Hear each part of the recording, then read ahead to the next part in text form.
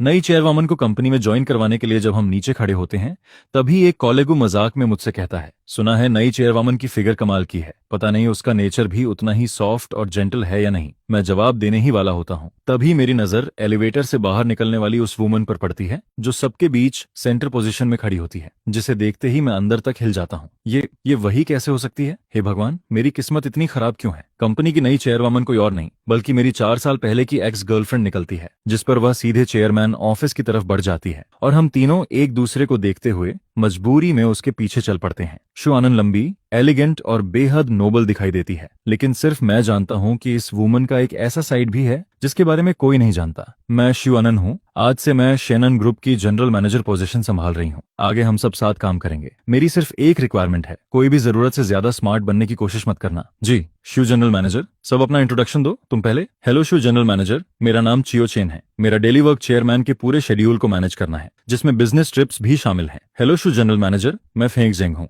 आधा घंटा बाद हम तीनों चेयरमैन ऑफिस से बाहर निकलते हैं, जबकि मैं पूरी तरह खोया हुआ सा दिखाई देता हूँ। ये जुनहाओ मुझे कई बार आवाज देता है, तब जाकर मैं होश में आता हूँ। ब्रोदर चेन, कब से बुला रहा हूँ, क्या सोच रहे हो? ब्रोदर चेन, क्या हुआ तुम्हें? कुछ नहीं। अभी तुम लोग क्या कह रहे थे? जिस पर वे दोनों हंसते हुए कहते हैं, हम कह रहे थे कि मिस शु कितनी खूबसूरत है, इतनी परफेक्ट फिगर है कि मॉडल नहीं बनी तो बेकार गया। और वो फेस सच में जीरो फ्लोज वाला है। पता नहीं रियल लाइफ में उसका नेचर भी उतना क्लिंजी होगा या नहीं। जिस पर मेरे मुंह से तुरंत निकल जाता है, क्लिंजी नहीं बल्कि हद से ज्यादा ऑब्सेसिव है। ब्रदर चेन, क्या कहा तुमने? ठीक से सुनाई नहीं दिया। कुछ नहीं। इसके बाद चेयरमैन ऑफिस के अंदर शु अनन का फोन बजता है। वह कॉल रिसीव करती है। अनन, तुम वापस देश आ गई? हाँ। क्या मैं वापस नहीं आ सकती? ऐसी बात नहीं है, लेकिन तुम शेनन ग्रुप में क्यों गई? तुम्हें पता है क्वियो चेन भी वहीं काम करता है? जिस पर शुआनन ठंडे स्वर में कहती है, मुझे नहीं पता ये नाम किसका है, बस जिद करती रहो। अगर नहीं जानती तो अपनी शोल्डर के पीछे बने लिली फ्लावर और लिटिल लैम्प टैटू की एक्सप्लेनेशन दो। मुझे तुम्हें एक्सप्लेनेशन देने की जरूरत नहीं। अगर और कोई काम नहीं है तो मैं कॉल रख रही हूँ। असल में लिली फ्लावर चियो चेन का फेवरेट फ्लावर था और लिटिल लैम्प इसलिए क्योंकि चियो चेन की जोडियक साइन एरीज थी। उधर अपने ऑफिस में मैं टेबल पर सिर टिकाकर खोया बैठा रहता हूँ। शुआनन, बहुत समय हो गया, पूरे 4 साल। शायद अब उसका बॉयफ्रेंड होगा। नहीं, शायद शादी भी हो चुकी होगी। ब्रोदर चेन, क्या हुआ? कुछ नहीं, कल रात देर तक जागा था, थोड़ा टायर्ड हूँ। मुझे ढूंढने आए थे किसी काम से? जिस पर वे बताते हैं, एचआर डिपार्टमेंट ने नोटिस भेजा है, अभी सूटेबल असिस्टेंट नहीं मिला, इसलिए हम तीनों में से किसी एक को टेम्परेरी असिस्टेंट बनाना चाहते हैं। सैलरी भी बढ़ेगी, तो फिर तुम लोग चले जाओ, मैं नहीं जा रहा। वैसे भी मुझे पैसों की ज्यादा जरूरत नहीं है, लेकिन फेंगजेंग को जरूरत है। वो और उसकी गर्लफ्रेंड इन दिनों शादी के लिए घर खरीदने की सोच रहे हैं। ब्रोदर चेन, कैपेबिलिटी के हिसाब से देखा जाए तो तुम सबसे सूटेबल हो। पुराने बॉस की नजर में तो तुम पहले से ही आधे असिस्टेंट थे। शू जनरल मैनेजर थोड़ी स्केरी लगती है, मुझे डर लगता है। जिस पर सीढ़ियों से नीचे उतर रही शू अनन अचानक रुक जाती है। क्या चियोचेन मुझसे डरता है? इतनी भी क्या डरावनी हूं मैं? हालांकि मैं थोड़ी कोल्ड दिखती हूं, लेकिन इतनी भी नहीं। और फिर मैं इतनी ब्यूटीफुल भी हूं। पता नहीं मेरा बॉयफ्रेंड जब इस फ्लॉलेस फेस को देखता होगा तो खुद को रोक पाता होगा या नहीं। उधर मेरे मुंह में अचानक पानी चला जाता है और मैं खांसने लगता हूँ। ब्रोदर चेन, अचानक क्या हुआ? कुछ नहीं। बॉयफ्रेंड क्या शायद हस्बैंड होगा? आखिर 4 साल पहले उसका फियांस भी तो था। इतना समय बीत गया, शादी तो हो ही गई होगी, और मैंने खुद उसे उस आदमी के साथ मुस्कुराते हुए देखा था। जिस पर फेंक जिंग अचानक मेरा मुंह बंद कर देता है। ब्रदर चेन, ये देखो, एचआर मैनेजर ने मैसेज भेजा है। पता चला शु जनरल मैनेजर भी कॉमर्स यूनिवर्सिटी से पढ़ी है, लेकिन उन्होंने फाइनेंस मेजर किया था। उनका लुक देखकर तो लगता है कि वो यूनिवर्सिटी ब्यूटी रही होंगी। तुम भी उसी यूनिवर्सिटी से थे? क्या तुम उन्हें नहीं जानते? जिस पर मैं हंसकर कहता हूँ, तुम खुद कह रहे हो यूनिवर्सिटी ब्यूटी, और मेरा चेहरा देखो, इतना ऑर्डिनरी आदमी यूनिवर्सिटी ब्यूटी तक कैसे पहुंच सकता है? ऑर्डिनरी? दोनों एक साथ चिल्ला उठते हैं। ब्रोदर चेन, तुम्हें किसने कह दिया कि तुम्हारा फेस ऑर्डिनरी है? अभी आधा महीना भी नहीं हुआ और हमें तुम्हारे लिए कितने लव लंच बॉक्सेस हैंडल करने पड़े हैं। ये तो अच्छी बात है, कम से कम तुम्हें खाना खरीदना नहीं पड़ता। धन्यवाद भाई, वेलकम। कुछ देर बाद सब अचानक खड़े हो जाते हैं, जिस पर मैं स्टेयरकेस के पास खड़ी उस वुमन को देखकर घबरा जाता हूँ। वो यहाँ क्यों है? कब से खड़ी है? हेलो एक्सू जनरल मैनेजर, आप खुद नीचे कैसे आ गई? कोई इंस्ट्रक्शन होता तो इंटरकॉम पर बता देती। मैं असिस्टेंट डिपार्टमेंट देखने आई थी। शू अनंत चारों तरफ नजर दौड़ाती है और उसका एक्सप्रेशन पहले से थोड़ा बेहतर हो जाता है। एचआर ने शायद सबको बता दिया होगा। मुझे एक टेम्परेरी असिस्टेंट चाहिए। तुम तीनों की फाइल्स और पिछले 2 साल का वर्क रिकॉर्ड मैं देख चुकी हूँ। ये जुनहाओ, तुम्हारा काम क्लाइंट से ज्यादा जुड़ा हुआ है। तुम अपना काम चियो चेन को हैंडओवर कर दो। शेड्यूल मैनेज करने के अलावा चियो चेन जो बाकी काम कर रहा है वो अब तुम संभालोगे। कल से Qiao Chen temporary general manager assistant की पोजीशन संभालेगा। ये जुनहाओ सिर हिला देता है। फेंग जेंग को भी कोई ऑब्जेक्शन नहीं होता, लेकिन मैं तुरंत बोल पड़ता हूँ, शु जनरल मैनेजर, मैं इस पोजीशन के लिए सूटेबल नहीं हूँ। पहले जुनहाओ असिस्टेंट डिपार्टमेंट के साथ ज्यादा कोऑर्डिनेट करता था, वो मुझसे ज्यादा फिट है। जिस पर शू अनन मेरी तरफ देखती है और ठंडे स्वर में पूछती है, चेयरमैन तुम हो या मैं? मैं। यह कहकर वह 2 सेकंड तक मुझे घूरती है और फिर एलिवेटर में चली जाती है। पागल वुमन, चेयरमैन होना कोई बहुत बड़ी बात है क्या? मैं जाना ही नहीं चाहता। हे भगवान, अब क्या करूं? ब्रदर चेन, तुम्हारा चेहरा ऐसा क्यों लग रहा है जैसे फांसी पर चढ़ने जा रहे हो? इतनी अच्छी सैलरी, प्रमोशन और बेनिफिट्स मिल रहे हैं, फिर भी खुश नहीं हो? मैं खुश नहीं हूं, मैं जाना ही नहीं चाहता। जुनहाओ, फेंक जिंग, जल्दी कोई तरीका सोचो। वो चेयरमैन है, हम क्या कर सकते हैं? रिलैक्स, शायद शो जनरल मैनेजर उतनी स्ट्रिक्ट नहीं होगी, पुराने बॉस से तो बेहतर ही होगी। ऊपर जाओगे तो मजे करोगे। 1 घंटे बाद मैं चेयरमैन ऑफिस पहुंचता हूं। हालांकि मैं पहले से जानता हूं कि अब मेरे और उसके बीच कोई पॉसिबिलिटी नहीं बची है, लेकिन उसकी ठंडी आवाज सुनकर मेरा दिल फिर भी दर्द करता है। मैं अपनी इमोशंस को कंट्रोल करता हूं, चेहरे पर प्रोफेशनल स्माइल लाता हूं और दरवाजा खोलकर अंदर चला जाता हूं। शु आनंद डेस्क पर बैठी होती है। उसकी पतली उंगलियां कीबोर्ड पर लगातार चल रही होती हैं। वह सिर तक नहीं उठाती, लेकिन सच ये है कि जब मैं ग्लास डोर के बाहर खड़ा था तभी उसने मेरी परछाई देख ली थी। वही परछाई जिसे वह पूरी जिंदगी भूल नहीं सकती थी। एक्स यू जनरल मैनेजर, मैंने पहले कभी असिस्टेंट का काम नहीं किया। जिस पर वह बिना सिर उठाए पूछती है, ट्रांसफर से खुश नहीं हो? नहीं, ऐसी बात नहीं, मैं बस महसूस करता हूं कि। महसूस करते हो? तुम किस आइडेंटिटी से महसूस करते हो? यह सुनकर मेरे चेहरे की मुस्कान जम जाती है। हाँ, सही तो कह रही है। मैं कौन होता हूँ कुछ महसूस करने वाला? अब वह मेरी बॉस है। अगर काम नहीं करना है तो एचआर डिपार्टमेंट जाओ और रेजिग्नेशन सबमिट कर दो। उसकी आवाज इतनी डिस्टेंट और कोल्ड होती है जैसे हम दोनों कभी एक दूसरे को जानते ही नहीं थे। रिजाइन करूं? मैं क्यों रिजाइन करूं? मुश्किलों से लड़ते लड़ते ही तो यहां तक पहुंचा हूं। 6,000 की इंटर्न सैलरी से बढ़कर 18,000 पर मंथ तक आया हूं। ऊपर से साल के आखिर में 60,000 का बोनस भी मिलता है। आखिर किस हक से मुझे रिजाइन करने के लिए कहा जा रहा है? जिस पर मैं एक्सयू जनरल मैनेजर की तरफ देखकर कहता हूं, एक्सयू जनरल मैनेजर, मेरा एक सवाल है। पोजीशन चेंज होने के बाद क्या मेरी सैलरी भी चेंज होगी? अभी तुम्हारी मंथली सैलरी कितनी है? 18,000। मैं अपने चेहरे पर प्रोफेशनल स्माइल बनाए रखता हूं, जिस पर वह उंगलियों से टेबल पर हल्का हल्का टैप करती है। 18,000 थोड़ा ज्यादा नहीं है? यह सुनते ही मेरे चेहरे की मुस्कान लगभग गायब हो जाती है। एक्सयू जनरल मैनेजर, आपका मतलब क्या है? जहां तक मुझे याद है, शेनन ग्रुप में पोजीशन ट्रांसफर के बाद 1 महीने की प्रोबेशन पीरियड होती है और प्रोबेशन में सैलरी भी प्रोबेशन स्टैंडर्ड के हिसाब से ही मिलती है। यह सुनकर मैं सब समझ जाता हूँ। मतलब मैं जनरल मैनेजर असिस्टेंट बनूं और सैलरी भी प्रोबेशन वाली मिले। मैं हल्का सा हंसता हूँ। तो एक्सयू जनरल मैनेजर, असिस्टेंट की प्रोबेशन सैलरी कितनी है? जिस पर एक्सयू एनान डेस्क पर रखा इंटरकॉम उठाती है। जनरल मैनेजर असिस्टेंट की प्रोबेशन सैलरी कितनी है? उधर से जवाब आता है, 1,000। ठीक है, समझ गई। वह फोन रख देती है और फिर ठंडी आवाज में कहती है, सुना तुमने? क्या असिस्टेंट, अब कोई और प्रॉब्लम है? मैं तुरंत अपना एम्प्लॉई कार्ड उतार देता हूँ। कोई प्रॉब्लम नहीं है, मैं रिजाइन करता हूँ। इतना कहकर मैं मुड़कर जाने लगता हूँ, तभी पीछे से उसकी हल्की आवाज सुनाई देती है। अगर मुझे सही याद है तो चाओ असिस्टेंट का लेबर कॉन्ट्रैक्ट पिछले साल ही रिन्यू हुआ था। जनरल मैनेजर असिस्टेंट का काम कंपनी के कोर डॉक्यूमेंट से जुड़ा होता है। अगर रिजाइन करना है तो कम से कम 30 दिन पहले नोटिस देना होगा। साथ ही लीगल डिपार्टमेंट के साथ कोऑर्डिनेशन करके प्रॉपर हैंडओवर भी करना होगा, वरना इसे कॉन्ट्रैक्ट वायलेशन माना जाएगा और कंपनी को 24 महीने की सैलरी कंपेंसेशन देनी होगी। जिस पर वह कैलकुलेटर की तरह बिना भाव बदले आगे कहती है, कियाओ असिस्टेंट की करंट सैलरी के हिसाब से कुल 4,32,000 युआन बनते हैं। 4 साल की मेहनत को देखते हुए 4,30,000 दे देना। रिजाइन करने से पहले कंपनी अकाउंट में ट्रांसफर कर देना। मैं वहीं रुक जाता हूँ। कंपेंसेशन, लेबर कॉन्ट्रैक्ट में ऐसा कोई क्लॉज नहीं है। शू जनरल मैनेजर, क्या मुझे 90 डिग्री झुककर आपका धन्यवाद करना चाहिए कि आपने 2,000 युआन कम कर दिए? जिस पर वह बिल्कुल शांत स्वर में जवाब देती है, बाकी एम्प्लॉयज के लिए नहीं, लेकिन तुम्हारे लिए है। अब मुझे सब समझ आ जाता है। वह जानबूझकर मुझे परेशान कर रही है, जानबूझकर मुझे मुश्किल में डाल रही है। मैं दांत भींचकर कहता हूँ, कंपनी अगर एम्प्लॉयज से मैलिशियस कंपेंसेशन मांगती है तो मैं अथॉरिटी में कंप्लेन कर सकता हूँ। जिस पर शू आनंद बिना किसी रिएक्शन के खड़ी हो जाती है। कर सकते हो, वैसे बिजनेस सर्कल बहुत छोटा होता है। चाओ असिस्टेंट, प्रोफेशन चेंज करने की तैयारी पहले से कर लेना, अब मुझसे और बर्दाश्त नहीं होता। एक्सू आनंद, तुम मुझे मजबूर कर रही हो तो क्या हुआ? अगर मुझसे रिक्वेस्ट कर लो तो शायद मैं रेजिग्नेशन एप्लीकेशन अप्रूव करने के बारे में सोच सकता हूँ। कभी नहीं। मैं एम्प्लॉय कार्ड वहीं फेंक देता हूँ, ग्लास डोर को जोर से खोलता हूँ और बगल वाले असिस्टेंट ऑफिस में जाकर दरवाजा बंद कर देता हूँ। अब मेरी इमोशंस पूरी तरह फूट पड़ती हैं। 4 साल पहले मैंने उसे छोड़ दिया था, फिर भी वह आखिर चाहती क्या है और कितना चाहती है कि मैं सफर करूं? थोड़ी देर बाद मैं खुद को शांत करता हूं, कंप्यूटर खोलता हूं और रेजिग्नेशन लेटर लिखकर एचआर डायरेक्टर को मेल कर देता हूं। लेकिन 1 मिनट भी नहीं गुजरता कि रिप्लाई आ जाता है, एप्लीकेशन रिजेक्टेड। कुछ देर बाद एचआर डायरेक्टर का फोन आता है, ब्रदर चेन, तुम रिजाइन करना चाहते हो? क्या नई ट्रीटमेंट से सेटिस्फाइड नहीं हो? ब्रदर चेन, तुम कंपनी में 4 साल से हो, तुम्हारी कैपेबिलिटी सब जानते हैं। मुझे पता है कि जनरल मैनेजर असिस्टेंट के लिए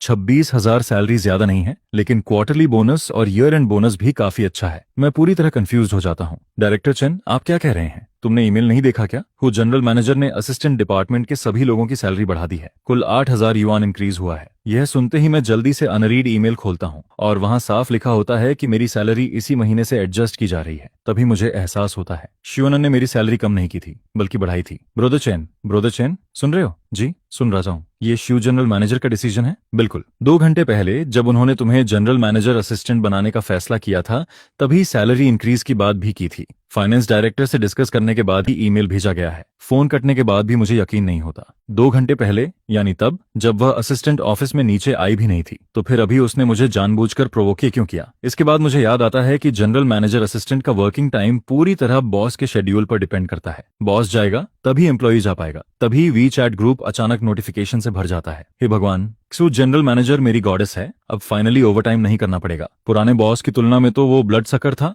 ब्रदर चैन तुम कुछ बोल क्यों नहीं रहे? असिस्टेंट बनते ही बिजी हो गए क्या? मैं ग्रुप लिस्ट देखता हूँ। यह नया वर्क ग्रुप था जिसमें सिर्फ हम तीनों और शु आनंद थी। कुछ मिनट पहले उसने मैसेज भेजा था, अगर कोई स्पेशल सिचुएशन नहीं है तो ओवरटाइम करने की जरूरत नहीं होगी। ये जुन्हा और फेंग जेंग रिप्लाई कर चुके थे, सिर्फ मैं चुप था। मैं रिप्लाई नहीं करना चाहता था। आखिर कुछ देर पहले ही तो मैंने रिजाइन करने की बात कही थी और मुझे यकीन था कि एचआर को भेजा गया मेरा ईमेल शो आनंद से छुपा नहीं होगा, जिस पर मैं सिर हिलाता हूँ। छोड़ो, मैं अपनी नौकरी करूंगा, वह अपनी बॉस वाली जिंदगी जिएगी।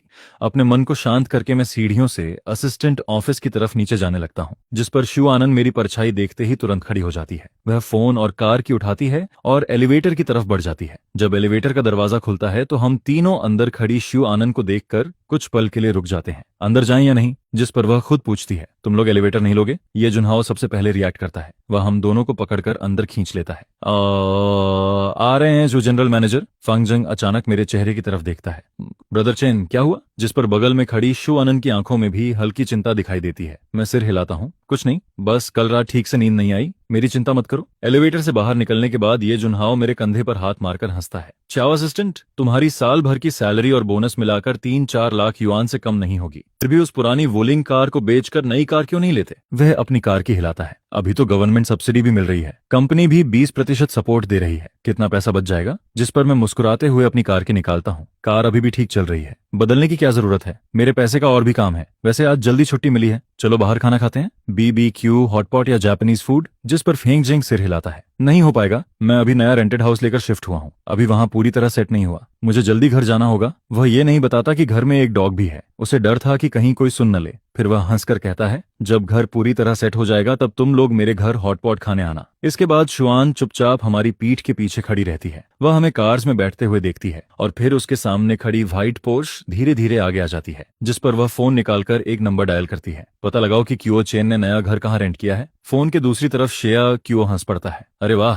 तुमने तो कहा था कि तुम्हें उसकी कोई परवाह नहीं है। शु आनंद काफी देर तक कुछ नहीं बोलती, जिसके जवाब में दूसरी तरफ से आवाज आती है, ठीक है शु जनरल मैनेजर, 10 मिनट इंतजार कीजिए। जिस पर शु आनंद संतुष्ट होकर कॉल काट देती है। इस समय रोड पर पीक ट्रैफिक चल रहा होता है। मेरा छोटा इलेक्ट्रिक कार बड़ी सफाई से गाड़ियों के बीच रास्ता बनाते हुए आगे बढ़ रहा होता है, जिसे देखकर शु आनंद का ड्राइवर खुद को रोक नहीं पाता। सच कहूं तो मुझे समझ नहीं आता, लोग ऐसी छोटी इलेक्ट्रिक कार खरीदते ही क्यों हैं? देखने में तो ठीक लगती है, लेकिन अगर एक बार आग पकड़ ले तो सिर्फ फ्रेम ही बचता है। जिस पर शु आनंद पहली बार उसकी बात का जवाब देती है, क्या ऐसी कार सच में अनसेफ होती है? ड्राइवर हंसकर कहता है, एक्सो जनरल मैनेजर आप ही बताइए, कुछ हजार युआन की कार कितनी सेफ हो सकती है? एयर बैग्स भी सिर्फ हाई एंड मॉडल्स में आते हैं, अगर इसे टक्कर लग जाए तो। लेकिन उसकी बात पूरी होने से पहले शु आनंद बोल पड़ती है, तो टक्कर मार दो। ड्राइवर एक पल के लिए जड़ हो जाता है। शिव जनरल मैनेजर आपने क्या कहा? मैंने कहा टक्कर मार दो। यह सुनते ही ड्राइवर की आंखें बंद हो जाती हैं और वह मजबूरी में एक्सेलरेटर दबा देता है। धड़ाम, एक जोरदार आवाज गूंजती है, लेकिन हैरानी की बात यह होती है कि मेरी इलेक्ट्रिक कार को ज्यादा नुकसान नहीं होता। उधर एक्सू आनंद की बॉडी भी झटके से नहीं हिलती, जैसे उसे इस एक्सीडेंट से कोई फर्क ही नहीं पड़ा हो। सिर्फ मेरी कार आगे बुरी तरह डगमगा जाती है, जिस पर शु आनंद ड्राइवर को घूरते हुए कहती है, तुम थोड़ा धीरे नहीं चला सकते थे? अगर उसे चोट लग जाती तो? ड्राइवर का चेहरा तुरंत उतर जाता है। शु जनरल मैनेजर मैं कसम खाता हूं मैंने स्पीड नहीं बढ़ाई थी, मैं तो एक्सेलरेटर भी दबाने से डर रहा था। उधर जिस व्यक्ति की कार पीछे से टकराई थी वह मैं ही था, और इस समय मैं पूरी तरह कंफ्यूज्ड बैठा रहता हूँ। जब मैंने पहली बार कार चलानी शुरू की थी तब अक्सर मैं दूसरों की कार में टक्कर मार देता था, लेकिन आज पहली बार कोई मुझे पीछे से टक्कर मारता है, और वो भी इतना सोचकर मैं रियर मिरर में देखता हूँ। अगले ही पल मेरी आंखें फटी रह जाती हैं। हे भगवान, पोर्श फैंटम, अब तो मैं गया, इस बार सच में खत्म हो गया, मेरी अच्छी जिंदगी यहीं खत्म होने वाली है। जैसे ही यह ख्याल आता है मैं तुरंत वीचैट खोलकर अपना बैलेंस चेक करता हूँ।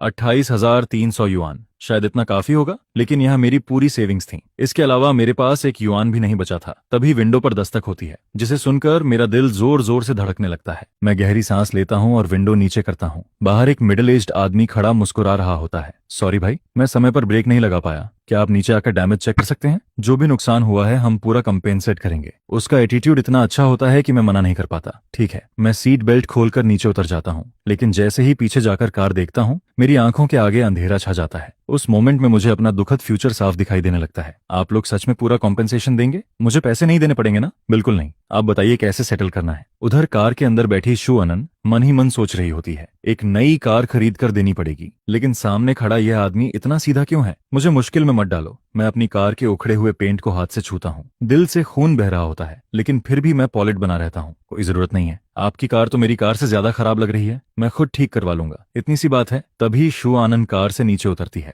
ड्राइवर तुरंत सीधा खड़ा होकर रिपोर्ट देता है, मिस शु, ये जेंटलमैन कह रहे हैं कि कंपेंसेशन की जरूरत नहीं है। जिस पर शु अनन उसे घूर कर देखती है। ड्राइवर तुरंत चुप हो जाता है। इसके बाद शु अनन मेरी तरफ देखकर कहती है, मुझे बहुत अफसोस है, मेरे ड्राइवर ने थोड़ी ज्यादा स्पीड में गाड़ी चला दी। हम कंपेंसेशन देंगे। ड्राइवर की आंखें बाहर निकल आती हैं। अरे मेरी गलती? क्या आपने खुद नहीं कहा था कि टक्कर मारो? अब पूरा ब्लेम मेरे ऊपर डाल दिया? क्या दुनिया में कोई जस्टिस नहीं बचा? उधर मैं उसकी आवाज सुनते ही जम जाता हूँ। X-you general manager. एक्स-यू अनान बस हल्का सा हम कहती है, फिर शांत स्वर में बोलती है, या तो नई कार खरीद लो और बिल मुझे भेज देना, या कंपनी तुम्हारे लिए कार खरीद देगी। दोनों में से एक ऑप्शन चुन लो। नहीं, जरूरत नहीं है, मेरी कार अभी भी ठीक चल रही है, बदलने की कोई जरूरत नहीं। जिस पर शु आनंद कुछ सेकंड तक चुप रहती है, फिर कहती है, कल सुबह मेरे ऑफिस में आना, क्योंकि अगर चियो चेन खुद कार खरीदेगा तो फिर से बिल्कुल यही मॉडल खरीद लेगा। शु जनरल मैनेजर, सच में जरूरत नहीं है, सिर्फ थोड़ा पेंट निकला है। ये कार इस्तेमाल करने में काफी कन्वीनियंट है। शु एनान हल्का सा हंसती है। कन्वीनियंट? उसका रिएक्शन देखकर मैं कंफ्यूज्ड हो जाता हूँ। मैं कुछ बोलने ही वाला होता हूँ कि अचानक वह ऐसा काम कर देती है जिससे मैं डर जाता हूँ। अरे अरे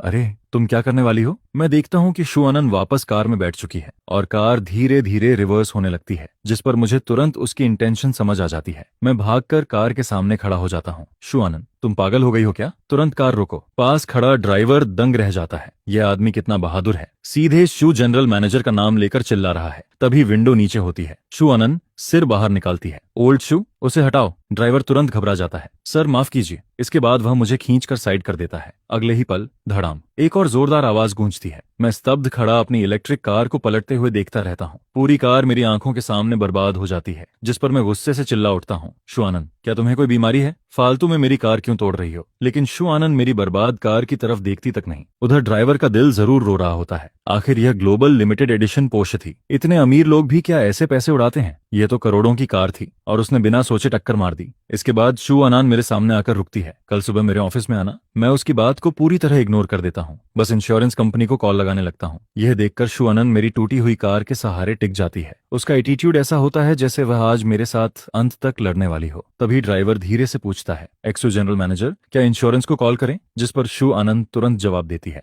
इंश्योरेंस को क्यों बुलाना है? क्या मैं एक टूटी हुई कार का पैसा नहीं दे सकती? ड्राइवर उसकी पोर्श के टूटे हुए फ्रंट बम्पर को देखता है और मन ही मन रो पड़ता है। तो आपकी कार का क्या होगा? जिस पर शु अनन मेरी तरफ देखते हुए कहती है, अगर रिपेयर नहीं हो सकती तो फेंक दो। ड्राइवर राहत की सांस लेता है। चलो अच्छा हुआ, कम से कम पूरी कार नहीं फेंकी जाएगी। पीक ट्रैफिक होने की वजह से इंश्योरेंस कंपनी करीब 1.5 घंटे बाद पहुंचती है, जिस पर इंश्योरेंस स्टाफ मेरी पलटी हुई इलेक्ट्रिक कार और सामने खड़ी पोर्श को देखकर कांपती आवाज में पूछता है, मिस्टर क्यू, आप श्योर हैं कि उन्होंने आपकी कार को टक्कर मारी है? कहीं आपने खुद तो कार नहीं पलटी? मैं तुरंत गुस्से में बोल पड़ता हूँ, क्या तुम्हें हालात दिखाई नहीं दे रहे? फालतू बातें बंद करो, सीधे नुकसान का एस्टिमेट बनाओ और उससे कॉम्पेंसेशन दिलवाओ। मैं गुस्से से भरा हुआ होता हूँ। शु अनन सच में मेरे पीछे पड़ा हुआ भूत लग रही थी। जब भी उससे सामना होता है कुछ अच्छा नहीं होता। एक्सीडेंट का मामला निपटाने के बाद मुझे अचानक याद आता है, लाइटनिंग अभी भी घर पर अकेला है। मैं स्टाफ से कहता हूँ, कार का मामला आप लोग संभाल लीजिए, अगर कोई प्रॉब्लम हो तो मुझे कांटेक्ट कर लेना। यह कहकर मैं कार से अपनी वैल्यूएबल्स और बैंक कार्ड्स निकालता हूँ, फिर पैदल ही ओवरब्रिज की तरफ चल पड़ता हूँ।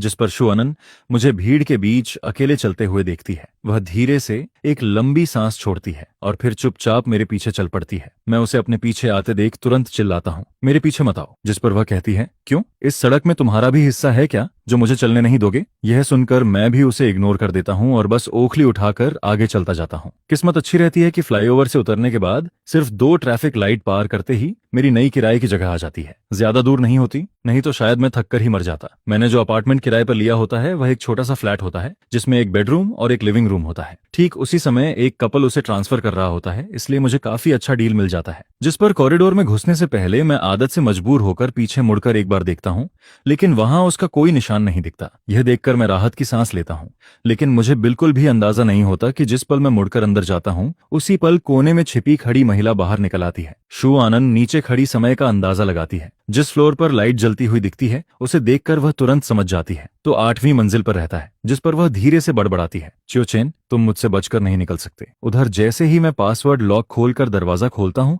तभी मुझे एक बेहद नाराज सी कराह सुनाई देती है, जिस पर मैं तुरंत उसे गोद में उठा लेता हूँ। लाइटनिंग, पापा आ गए। सब उस औरत की वजह से हुआ? आह नहीं, उस बुरी औरत की वजह से पापा को इतनी देर हुई। लाइटनिंग एक कॉर्गी डॉग होता है। मैंने उसे उस समय पाला था जब मैं और शु अनन रिलेशनशिप में थे। जब हमारा ब्रेकअप हुआ था, तब शु अनन की नजर बचाकर मैं उसे चुपके से अपने घर ले आया था। इसके बाद नहाने के बाद मैं लाइटनिंग को नीचे घुमाने ले जाने का सोचता हूँ और साथ में डिनर भी खरीदने का प्लान बनाता हूँ। शायद बहुत देर से घर में बंद रहने की वजह से लाइटनिंग जैसे ही नीचे पहुंचता है, वह खुशी से इधर उधर भागने लगता है। लाइटनिंग, धीरे भाग, मैं सच में तुझसे हार गया हूँ। ये छोटा सा बदमाश इतना एनर्जेटिक कैसे है? आखिर मैं तुझे घुमाने लाया हूँ या तू मुझे घुमा रहा है? जब हम रेजिडेंशियल एरिया के गेट तक पहुंचते हैं, तभी शु अनन ड्राइवर की गाड़ी में बैठ रही होती है। रियर व्यू मिरर में मेरी जानी पहचानी परछाई दिखते ही वह तुरंत गाड़ी रुकवाती है, जिस पर गाड़ी धीरे से रुक जाती है और मैं कुत्ते को खींचते हुए धीरे धीरे भागता नजर आता हूँ। यह दृश्य शु अनन की आंखों में पड़ता है, जिसे देखकर वह गुस्से में हंस पड़ती है। तो यह आदमी सिर्फ मेरा दिल ही नहीं चुराता, मेरा कुत्ता भी चुरा लेता है। जिस दिन ब्रेकअप हुआ था, उस दिन वह बार में बुरी तरह नशे में धुत हो गई थी। घर लौटकर उसने देखा था कि दरवाजा खुला हुआ है और कुत्ता भी गायब है। उसने सोचा था कि शायद डॉग खुद भाग गया होगा। उसने रिवॉर्ड तक घोषित कर दिया था, लेकिन फिर भी लाइटनिंग नहीं मिला था। उसे क्या पता था कि कोई डॉग थीफ ही उसे उठा ले गया था।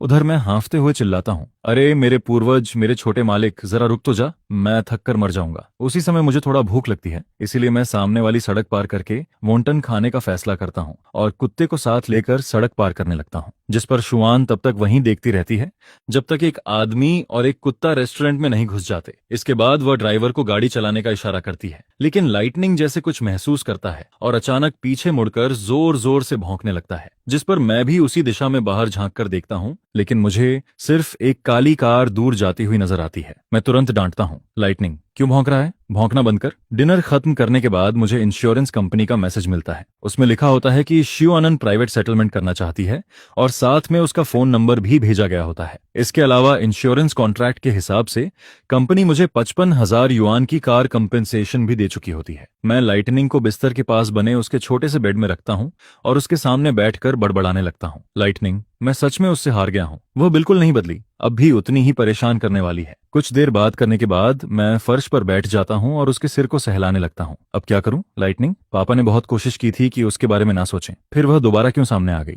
शायद उसकी शादी भी हो चुकी होगी, है ना? यह सुनकर छोटा कुत्ता अपने मालिक की उदासी महसूस करता है और मेरा हाथ चाटने लगता है, जिस पर मैं हंसते हुए पूछता हूँ, लाइटनिंग, तुझे अपना असली पापा चाहिए या नया अंकल? अगर अंकल चाहिए तो मैं तुझे तेरी माँ को वापस कर दूंगा। लाइटनिंग कुछ बार कराहता है, जिस पर मैं उसके सिर पर थपकी देता हूँ, उसे वापस उसके बेड में रखता हूँ और खुद बिस्तर पर चढ़ जाता हूँ। इसके बाद मैं फोन खोलता हूँ और दूसरे अकाउंट में लॉगिन करता हूँ। उस अकाउंट की ब्लैकलिस्ट में एक इंसान मौजूद होता है जिसका नाम कंपनी वर्क ग्रुप वाली शु आनंद से बिल्कुल मिलता है। उसने अब तक अपना वीचैट अकाउंट नहीं बदला होता, जिस पर मेरे मन में अचानक एक ख्याल आता है, क्या वह अब तक मेरा इंतजार कर रही थी? यह सोचकर न जाने क्या होता है कि मैं उसे ब्लैकलिस्ट से हटा देता हूँ। उधर शु आनंद नहाने के बाद बाथरोब पहनकर सोफा पर बैठी होती है। एक हाथ में फोन और दूसरे हाथ में रेड वाइन का ग्लास होता है। उसकी दोस्त हंसते हुए कहती है, प्यार नहीं करती थी ना, फिर उसका एड्रेस क्यों निकलवाया? आधी रात को चोरी करने जाओगी या बदला लेने? सिर्फ ब्रेकअप ही तो हुआ है, इतना भी क्या? जिस पर शु आनंद अचानक पूछती है, उसकी माँ की मौत कब हुई थी? शायद तुम दोनों के ब्रेकअप के करीब 6 महीने बाद। यह सुनकर शु आनंद वीचैट खोलती है और आदत के मुताबिक सबसे ऊपर पिंड चैट पर क्लिक करती है।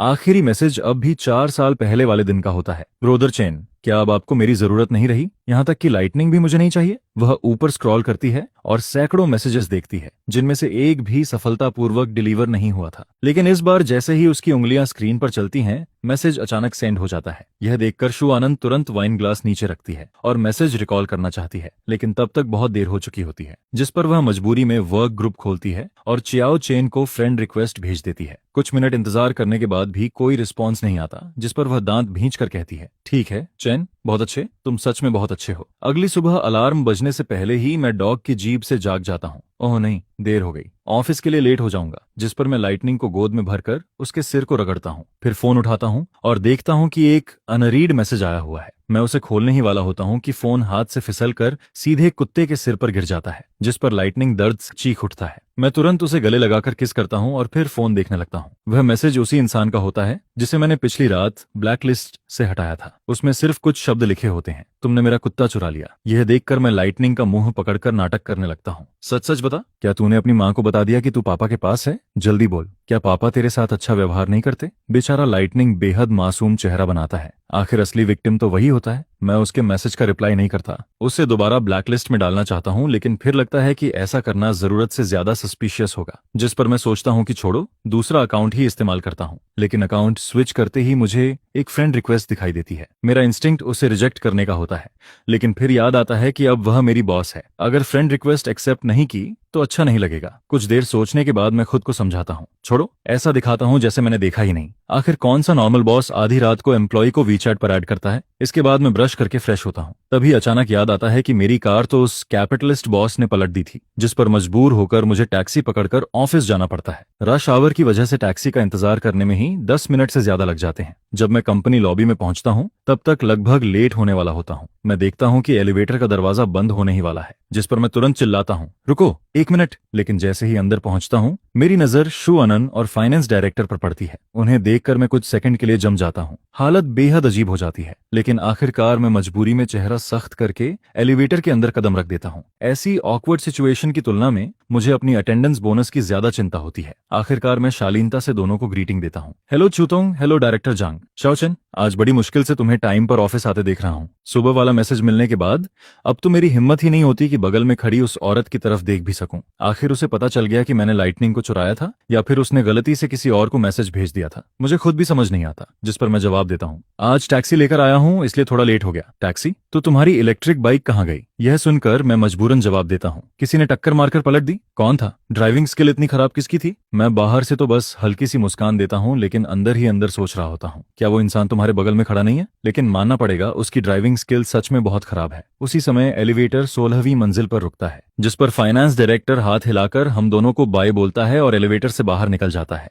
अब अंदर सिर्फ मैं और शू अनान बचे होते हैं। अचानक माहौल बेहद अजीब हो जाता है। मैं लगातार डिस्प्ले पैनल पर बदलते हुए नंबर्स को घूरता रहता हूँ। जब तक एलिवेटर 30वीं मंजिल पर नहीं पहुंच जाता, मैं 1 सेकंड के लिए भी उसकी तरफ देखने की हिम्मत नहीं करता। जैसे ही दरवाजा खुलता है, मैं बिजली की तरह बाहर निकल जाता हूँ और सीधे इमरजेंसी स्टेयरकेस की तरफ बढ़ने लगता हूँ। उधर सेक्रेटरी ऑफिस में 2 लोग मीटिंग कर रहे होते हैं। वे अब भी ग्रीटिंग भी नहीं कर पाते कि उनके सामने से हवा का झोंका निकल जाता है। जून हाओ, अभी जो भागा वो क्वियो चेन था ना? जिस पर ये जून हाओ जवाब देने ही वाला होता है कि तभी शुअनन को आता देख वह तुरंत कॉफी कप नीचे रख देता है और खड़ा हो जाता है। हेलो शुटोंग, फेंगजिंग थोड़ा देर से नोटिस करता है। जब तक वह ग्रीटिंग देने की तैयारी करता, तब तक शू अनन प्राइवेट एलिवेटर में प्रवेश कर चुकी होती है, जिस पर फेंगजिंग उत्सुकता से पूछता है, तो छाओचन इतनी तेजी से इसलिए भागा क्योंकि वह छूतों के साथ एलिवेटर में था, लेकिन आज वह लेट कैसे हो गया? नॉर्मली तो सबसे पहले वही ऑफिस आता है। उधर मैं सिर्फ 1 सेकंड में अपने ऑफिस के अंदर घुस चुका होता हूँ। एलिवेटर रुकने से पहले भी इक्सू अनान मेरी परछाई देख लेती है। जनरल मैनेजर असिस्टेंट ऑफिस का ग्लास डोर हल्का सा कांपता है, जिस पर उसके होंठों पर हल्की मुस्कान आ जाती है। डरपोक। इसके बाद वह मन ही मन सोचती है,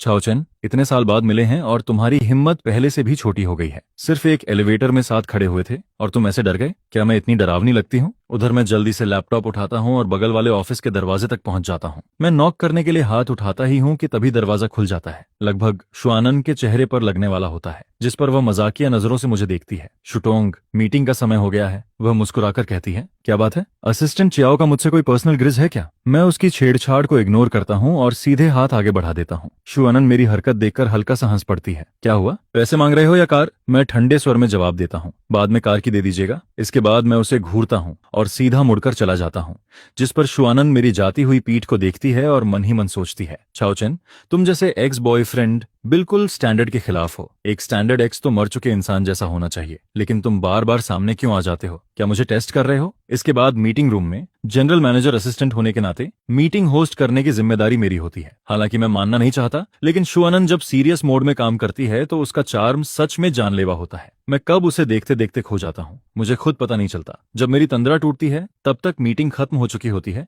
और लोग एक एक करके बाहर निकल रहे होते हैं। ये जुन्हा और फेंग जेंग भी लैपटॉप और डॉक्यूमेंट समेट रहे होते हैं। जाते जाते वे मुझे ऐसी नजर से देखते हैं जैसे कह रहे हो, भाई अब भगवान ही बचाए। मैं लैपटॉप बंद करके खड़ा होने ही वाला होता हूँ कि तभी कोई मेरे कंधे पर हाथ रख देता है, जिस पर शिवानंद की आवाज सुनाई देती है। 2 घंटे की मीटिंग थी और असिस्टेंट कुयो पूरे 1.5 घंटे तक मुझे देखता रहा। क्या बात है, मेरे बारे में कुछ गलत इरादे हैं क्या? यह सुनकर मैं घबरा जाता हूँ। मैं नजरें चुराना चाहता हूँ, लेकिन फिर सोचता हूँ कि वह और ज्यादा मजाक उड़ाएगी, इसलिए पलटकर जवाब देता हूँ, बिना वजह रूमर्स मत फैलाइए। अगर आपको कैसे पता कि मैं आपको देख रहा था? कहीं शूतों के भी मेरे लिए कुछ इरादे तो नहीं है? यह सुनकर शू आनंद हंस पड़ती है, फिर अचानक टॉपिक बदल देती है। असिस्टेंट चाओ, कल रात मेरा भेजा हुआ मैसेज मिला था? मैं बिना सोचे तुरंत जवाब देता हूँ, नहीं। शू आनंद हैरानी से मेरी तरफ देखती है, इतनी जल्दी जवाब? क्या हुआ? असिस्टेंट क्वियो डर गया क्या? इसके बाद वह मुस्कुराकर पूछती है, तो मेरे डॉग को चुराने वाली बात का क्या करेंगे? उसका तीर सीधे निशाने पर लगता है, जिस पर मैं अनजान बनने की कोशिश करता हूँ। शूटोंग, बात करने के लिए एविडेंस भी होना चाहिए, हम दोनों इतने क्लोज भी नहीं हैं। आपका डॉग खो गया, इससे कैसे साबित हो गया कि मैंने ही चुराया? शू आनंद देखती है कि मैं किसी भी हालत में मानने वाला नहीं हूँ, जिस पर उसके चेहरे की मुस्कान और गहरी हो जाती है। इसके बाद वह धीरे धीरे मेरी तरफ बढ़ने लगती है।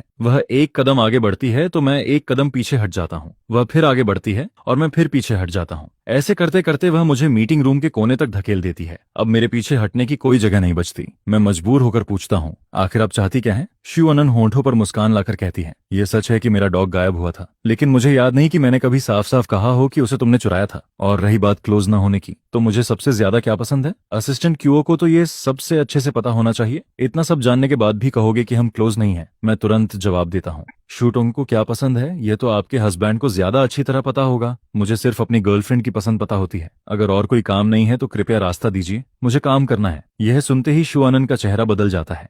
वह दांत भींचकर बोलती है, क्या चैन, अभी जो कहा एक बार फिर से कहो। मैं तुरंत पलटकर जवाब देता हूँ, शूटोंग, आपकी उम्र अभी ज्यादा नहीं हुई, क्या सुनने में दिक्कत होने लगी है? वैसे मेरा ईएनटी डिपार्टमेंट के चीफ डॉक्टर से परिचय है, चियांगचन हॉस्पिटल में है। जरूरत हो तो आपके लिए स्पेशलिस्ट अपॉइंटमेंट भी दिलवा सकता हूँ। यह सुनते ही शू आनंद गुस्से में चिल्लाती है, दफा हो जाओ यहाँ से, जिस पर मैं बिना एक सेकंड गनवाए तेजी से वहां से निकल जाता हूँ। वह ठंडी आवाज में सूंघकार भरती है और वापस अपने ऑफिस में लौट जाती है। उधर चेयरमैन ऑफिस के अंदर श्या कुयो सोफा पर लेटी गेम खेल रही होती है। धत्त तेरे की, तुम लोग बेवकूफ हो क्या? इस समय अटैक नहीं करोगे तो आखिर कब करोगे? मैं सच में तुम लोगों से परेशान हो गई हूँ। पूरी टीम पागलों से भरी हुई है। गुस्से में वह गेम बंद कर देती है और फोन को सोफा पर फेंक देती है, लेकिन जैसे ही सिर उठाती है, शू आनंद को एक्सप्रेशनलेस फेस के साथ अंदर आते हुए देखती है। दरवाजा जोर से बंद होता है। शू आनंद चलते चलते उसकी टांगों पर नजर डालती है जो टी टेबल पर रखी होती हैं, जिस पर वह नाराज होकर कहती है, अपने पैर नीचे रखो। अपनी दोस्त का चेहरा देखते ही श्या चियाओ सब समझ जाती है। वह उत्सुकता से पूछती है, क्या तुम्हारे उस जिद्दी एक्स बॉयफ्रेंड ने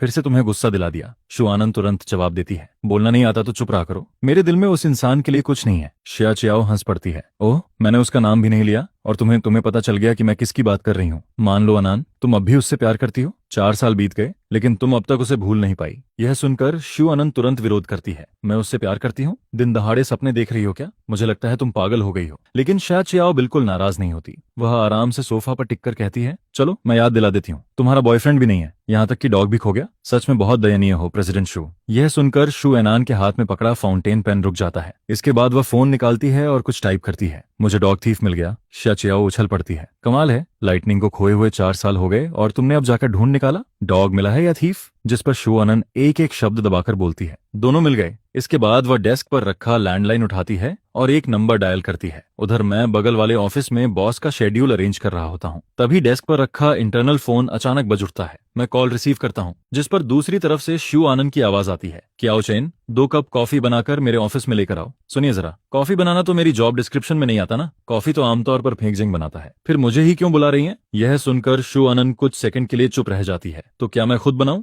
फालतू बातें बंद करो और जल्दी जाओ। जी शूतोंग, मैं तुरंत जवाब देता हूँ। उधर शू आनंद के फोन पर बात करने का तरीका सुनकर श्या चियाओ के मुंह में मौजूद लॉलीपॉप लगभग गले में अटक जाती है, जिस पर वह शू आनंद की तरफ अंगूठा दिखाती है। कमाल है शूटोंग, तुम अपने एक्स बॉयफ्रेंड से भी ऐसे बात करने की हिम्मत रखती हो? शू आनंद बिना एक्सप्रेशन बदले जवाब देती है, मैं उसकी बॉस हूँ, ऐसे बात क्यों नहीं कर सकती? इसके बाद वह टॉपिक बदलते हुए पूछती है, और तुम आज इतनी फ्री क्यों हो, अब तक गई नहीं? श्या चियाओ तुरंत विरोध करती है, क्या मतलब, तुमने 2 कप कॉफी मंगवाई है? मैं यहाँ इतनी देर से बैठी हूँ, क्या मुझे 1 कप कॉफी पीने का हक भी नहीं है? क्या यही शो फैमिली की हॉस्पिटैलिटी है? शू आनंद ठंडे स्वर में कहती है, मैं दोनों कप खुद नहीं पी सकती क्या? मुझे कॉफी पसंद है, कोई प्रॉब्लम? यह सुनकर श्या चियाओ हंस पड़ती है, ठीक है, ठीक है, मैं उस दिन का इंतजार करूंगी जब शू तुमको कोई जोरदार थप्पड़ मारेगा। शू आनंद आत्मविश्वास से जवाब देती है, असंभव, तुम्हें ऐसा मौका कभी नहीं मिलेगा। थक थक मैं 2 कप कॉफी लेकर अंदर आता हूँ। शे चियाओ को यहाँ देखकर मैं थोड़ा हैरान और असहज हो जाता हूँ, जिस पर वह मुस्कुराते हुए खुद ग्रीटिंग करती है। क्याओ चेन, बहुत समय हो गया। हेलो शाटोंग, मैं भी शालीनता से जवाब देता हूँ। शा कियाओ एक परफेक्ट स्माइल के साथ कहती है, फ्री हो कभी? मैं तुम्हें कॉफी पिलाना चाहती हूँ। मैं हल्की मुस्कान के साथ जवाब देता हूँ, बिल्कुल, बस शाटोंग पहले अपॉइंटमेंट बुक कर लीजिएगा। जिस पर ऑफिस डेस्क के पीछे बैठी शुआनन हम दोनों की बातचीत देखती रहती है और उसका चेहरा तुरंत ठंडा पड़ जाता है। फिर वह ठंडी आवाज में बोलती है, असिस्टेंट चियाओ, क्या मुझे तुम्हें याद दिलाना पड़ेगा कि अभी वर्किंग आवर्स चल रहे हैं? उसकी आवाज सुनते ही मैं मन ही मन मुस्कुरा देता हूँ। वह सच में बिल्कुल नहीं बदली। पहले की तरह आज भी उसे पसंद नहीं कि मैं किसी दूसरी महिला के करीब जाऊं। थोड़ी सी बात पर भी उसे जेलसी होने लगती है। मैं कॉफी आगे रखते हुए कहता हूँ, सुतोंग, आपकी कॉफी। मैं मुड़कर जाने ही वाला होता हूँ कि पीछे से उसकी ठंडी आवाज आती है, क्या मैंने तुम्हें जाने की परमिशन दी है? यह देखकर शा चियाओ हंस पड़ती है, ठीक है, मैं चलती हूँ, तुम दोनों को डिस्टर्ब नहीं करूंगी। इसके बाद ऑफिस का दरवाजा बंद हो जाता है। जब कमरे में सिर्फ हम दोनों रह जाते हैं तब शुआनन धीरे से सिर उठाकर पूछती है, असिस्टेंट चियाओ, असिस्टेंट की रिस्पॉन्सिबिलिटी क्या होती है? मैं बिना झिझक जवाब देता हूँ, बॉस के हर काम में कोऑर्डिनेशन करना। जिस पर शुआनन संतुष्टि से सिर हिलाती है। वह आगे कोई मुश्किल सवाल नहीं पूछती। कॉफी का कप उठाकर एक घूंट लेती है, लेकिन अगले ही पल लगभग कॉफी थूक देती है। तुमने जानबूझकर किया है ना? मैं अब भी प्रोफेशनल स्माइल बनाए रखता हूँ। एक्सुतोंग, आपने सिर्फ कॉफी बनाने को कहा था, यह नहीं बताया था कि कौन सी कॉफी चाहिए। मैं तो नॉर्मली इंस्टेंट कॉफी ही पीता हूँ। असल में दोनों कप में से सिर्फ एक कप इंस्टेंट कॉफी होता है। मैं उसकी आदत अच्छी तरह जानता हूँ, इसीलिए जानबूझकर वही कप उसकी तरफ रखता हूँ। उसके साथ थोड़ा मजाक करना अलग बात है, लेकिन किसी क्लाइंट के साथ मैं ऐसी गलती कभी नहीं करता। यह सुनकर शुआनन कुछ पल के लिए चुप हो जाती है, लेकिन चाहे आसमान से चाकू ही क्यों न गिर जाए, उसे मेरे मुंह से निकली बात पर यकीन नहीं होने वाला। थोड़ी देर बाद मजाक खत्म होता है और मैं आज के शेड्यूल की रिपोर्ट देना शुरू कर देता हूँ।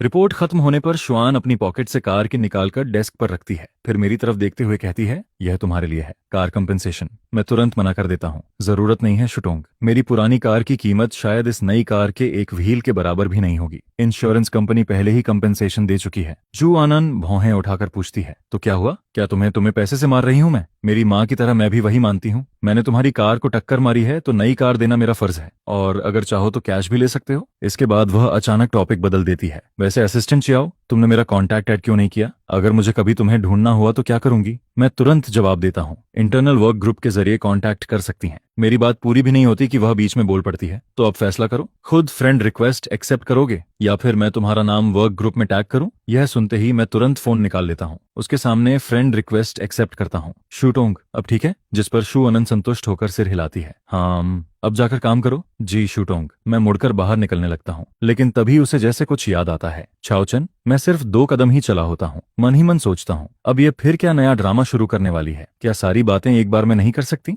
मैं वापस मुड़कर अपनी प्रोफेशनल स्माइल दिखाता हूँ। शुटोंग, और कोई आदेश? वह कुछ सेकंड मुझे देखती रहती है, फिर पूछती है, तुम्हारे पास सिर्फ एक ही फोन नंबर है? मेरा दिल एक पल के लिए उछल पड़ता है, लेकिन मैं सामान्य चेहरा बनाए रखता हूँ। जी। यह सुनकर शुआनन आखिरकार हाथ हिलाकर मुझे जाने का इशारा करती है। असल में उसे डर होता है कि अगर चियो चेन कुछ देर और यहीं रहा तो शायद वह खुद को रोक नहीं पाएगी और उसे पीट ही देगी। 4 साल बीत चुके थे, लेकिन दर्द सिर्फ उसे ही क्यों झेलना पड़ा, जिस पर वह मन ही मन सोचती है, मैं जानबूझकर तुम्हें आसानी से नहीं छोड़ूंगी छाओचेन। तुम एक बार फिर मेरी दुनिया में वापस आ चुके हो, अब दोबारा भागने के बारे में सोचना भी मत। उधर प्रेसिडेंट ऑफिस से बाहर निकलते ही मैं जोर से अपनी छाती थपथपाता हूँ। ऐसा लगता है जैसे किसी बड़ी मुसीबत से बचकर निकला हूँ। आज शुआनन कुछ अलग ही लग रही थी। वह पहले वाली शुआनन जैसी बिल्कुल नहीं लग रही थी।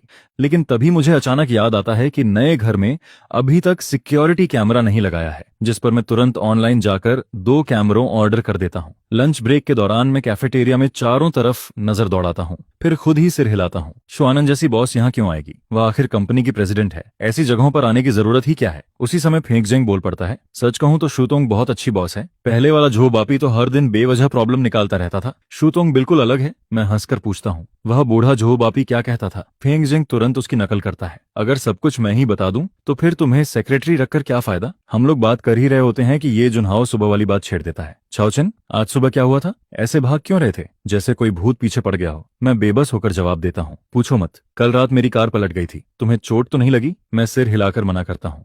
इसके बाद मैं रात की पूरी घटना उन्हें बता देता हूँ। मेरी बात सुनने के बाद ये जुनहाओ और फेंगजेंग एक दूसरे को देखते हैं। दोनों की आंखें चमक उठती हैं। स्पष्ट था कि उनके के दिमाग में कुछ और ही चल रहा था। फिर वे एक साथ पूछ बैठते हैं, चाओचन सच सच बताओ, क्या तुम्हारा और चूतोंग का पहले से कोई कनेक्शन था? वरना वह खाली बैठकर तुम्हारी कार क्यों पलटती? मैं दांत पीसते हुए जवाब देता हूँ, क्योंकि उसका दिमाग खराब है। यह सुनते ही ये जुनहाओ डरकर चारों तरफ देखने लगता है, फिर चॉपस्टिक्स नीचे रख देता है। भाई तुम सच में कुछ भी बोल देते हो। ये कैफेटेरिया है, अगर शू टोंग ने सुन लिया तो क्या नौकरी बची रहेगी? इसी बीच अब तक चुप बैठा फेंग जेंग अचानक बोल पड़ता है, रुको, तुम दोनों कहीं एक्स लवर्स तो नहीं हो? अब छिपाने का कोई फायदा नहीं बचता। मैं मजबूरी में सिर हिला देता हूँ, जिस पर दोनों एक साथ उछल पड़ते हैं। क्या चूतोंग वही एक्स गर्लफ्रेंड है जिससे तुम्हारा 4 साल पहले ब्रेकअप हुआ था? मैं उन्हें घूरते हुए कहता हूँ, धीरे बोलो, क्या यह कोई गर्व करने वाली बात है? इसके बाद फेंग जेंग उत्सुकता से पूछता है, तो क्या शू टोंग ने तुम्हें कंपेंसेशन दिया? मैं बेपरवाही से जवाब देता हूँ, हाँ, एक BMW। यह सुनते ही दोनों की आंखें फटी रह जाती हैं। फिर फेंग जेंग ईर्ष्या से भरकर कहता है, अगर मेरी कोई एक्स गर्लफ्रेंड इतनी खूबसूरत और इतनी अमीर होती तो ब्रेकअप के बाद भी मैं खुशी खुशी उसके साथ डेट पर चला जाता। मैं धीरे से एक और बात जोड़ देता हूँ, लेकिन लगता है उसे ये पता चल गया है कि उसका डॉग मैंने ही चुराया था। जिस पर ये जून हाओ और फेंग जेंग एक साथ हाथ जोड़ लेते हैं। ब्रोदर, इस बार तो तू गया। मेरे मन में तुरंत एक ही ख्याल आता है, ये डॉग चोरी वाली बात उस खतरनाक वुमन को किसी भी हालत में पता नहीं चलनी चाहिए, वरना उसके बदला लेने वाले तरीके को देखते हुए हो सकता है वो सीधे पुलिस तक बुला ले। दोपहर का ब्रेक शुरू होता है, शायद इसलिए क्योंकि शुआनान का ऑफिस मेरे ऑफिस के बिल्कुल बगल में था। मैं डेस्क पर सिर रखकर भी सो नहीं पाता हूँ। मुझे डर लग रहा होता है कि कहीं कल रात की तरह फिर से उसका सपना ना आ जाए। सच में जैसे कोई भूत मेरे पीछे पड़ गया हो। शाम को ऑफिस छुट्टी होने से पहले मुझे शुआनान का मैसेज मिलता है, मेरे ऑफिस में आओ। मैं अभी अभी कंप्यूटर शट डाउन करता हूँ, डेस्क पर रखा फोन उठाकर अनलॉक करता हूँ, फिर मुंह बनाकर उसकी आवाज की नकल करता हूँ, मेरे ऑफिस में आओ।